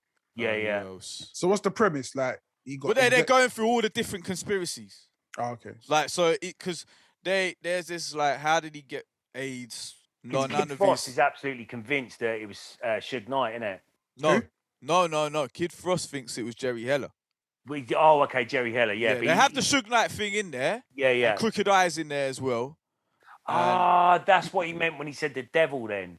Because he was saying, it was 100% the devil. It was the devil. You know what I'm talking about. It's the devil. So he obviously meant Jerry Heller then, not Suge Knight. Yeah. Oh, okay. Because he goes that, what happened, he reckons that Easy had like bronchitis or whatever, and Jerry Heller was pissed off at him because he's going to fight. He knew he was going to fire him soon, and he didn't want to lose his stake in the Ruthless Records empire. So he hooked him up with this acupuncturist. And the acupuncturist had needles he obviously was talking with the AIDS. Yeah. So then they have Jerry Heller's cousin on there as well. Who was this made after Jerry Heller died? Yeah, Jerry Heller's he's dead already. There are like a lot of people giving their testimonies and whatnot. It's all right. I mean, it's just a bit like what you're saying. The way they put it together is a bit cheesy and that. Yeah. But so I always thought the Kid Frost, because there's an interview with him on, I think it might be Vlad or something like that. Yeah. And I always thought he was talking about Suge Knight. I didn't realise he was talking about Jerry Heller. Yeah, because Jerry Heller at the time, he would just sue. He would sue people, innit, if they talk stuff about him. Because he was like, I'm not fucking having it. Like, I loved Easy as like my son and and rare. So he would just sue it like on a. What do you think? Well, I ain't got a fucking clue, man. I'm only on episode 3, so we'll see what happens. Innit? But I think it was the COVID vaccine I got in, man. Yeah, so do I. Fuck. He was the guinea pig for the COVID vaccine, yeah? Yeah, like 50 years before. Like, he was ahead of his time, innit? So. Yeah. Because I'll tell you what, Hip Hop Connection, like the issue when they talked about Eazy dying, there was a photo shoot that they had of Eazy-E, and he was like kind of dressed up like a zombie with like all these face prosthetics and stuff, and they put that on the cover and announced like Eazy-E dying. It's fucking rags, man. Even at that time, I saw it and I was like, that's fucking tasteless. Wrong. Yeah, it's really bad. Yeah. Hip Hop Connection were kind of shit with stuff like that though. But they used to like be quite cruel to people. They did. Sometimes Hip Hop Connection did, and then like 100%. They were. Yeah. But then like the flipping, what was the as well, like, so in this thing. They've gone through all the different scenarios so far that people have been saying the different rumors, and then they're kind of assessing it. And then there's like some people. There was a white supremacist group that had a hit out on him, but the FBI didn't tell him about that. They told Chuck D, they told like Rodney King, and they told someone else. This group had a hit out on all of them, but they didn't tell Eazy-E because they were pissed off because the fuck the police thing, and they sent him that letter and everything. They didn't have a good relationship with him, so they obviously didn't tell him. They were like, fuck him, let him just fucking die. And then when it was reported on the news after this white supremacist gang had been caught, then they said, oh yeah, and they had a hit out on Eazy-E as well. Yeah, so they like there's an interview with Freddie Fox. Yeah. I think it's the Combat Jack show. Yeah. And Freddie Fox, or maybe it was the Chuck D one. I can't remember. Yeah. But yeah, Chuck. It was either Freddie Fox or Chuck D that said the same, because Chuck D and Freddie Fox are really good friends. And I think they were. Chuck D brought on Freddie Fox and all his mates, all his crew, basically, to do some like kind of security for them when they're in the studio. Yeah. Just literally when they got that letter from the FBI saying that there's a white supremacist group ready to kill you. Oh. But yeah, like Eazy-E apparently had the Jewish Defense League after him as well. After he broke up with Jerry Heller, Jerry Heller brought on the JDL to like kind of to run security for him, and they actively wanted to fucking kill Eazy-E as well. Because the guy they have on there was an ex-Mossad agent, Yeah. and he was guarding Eazy in the hospital. Right, okay, yeah, there you go. So surely, like, so I don't know, why would they be trying to kill him if they were guarding him? Was he JDL? Nah, he was ex-Mossad, Right, Mossad. right. So, no, Jerry Heller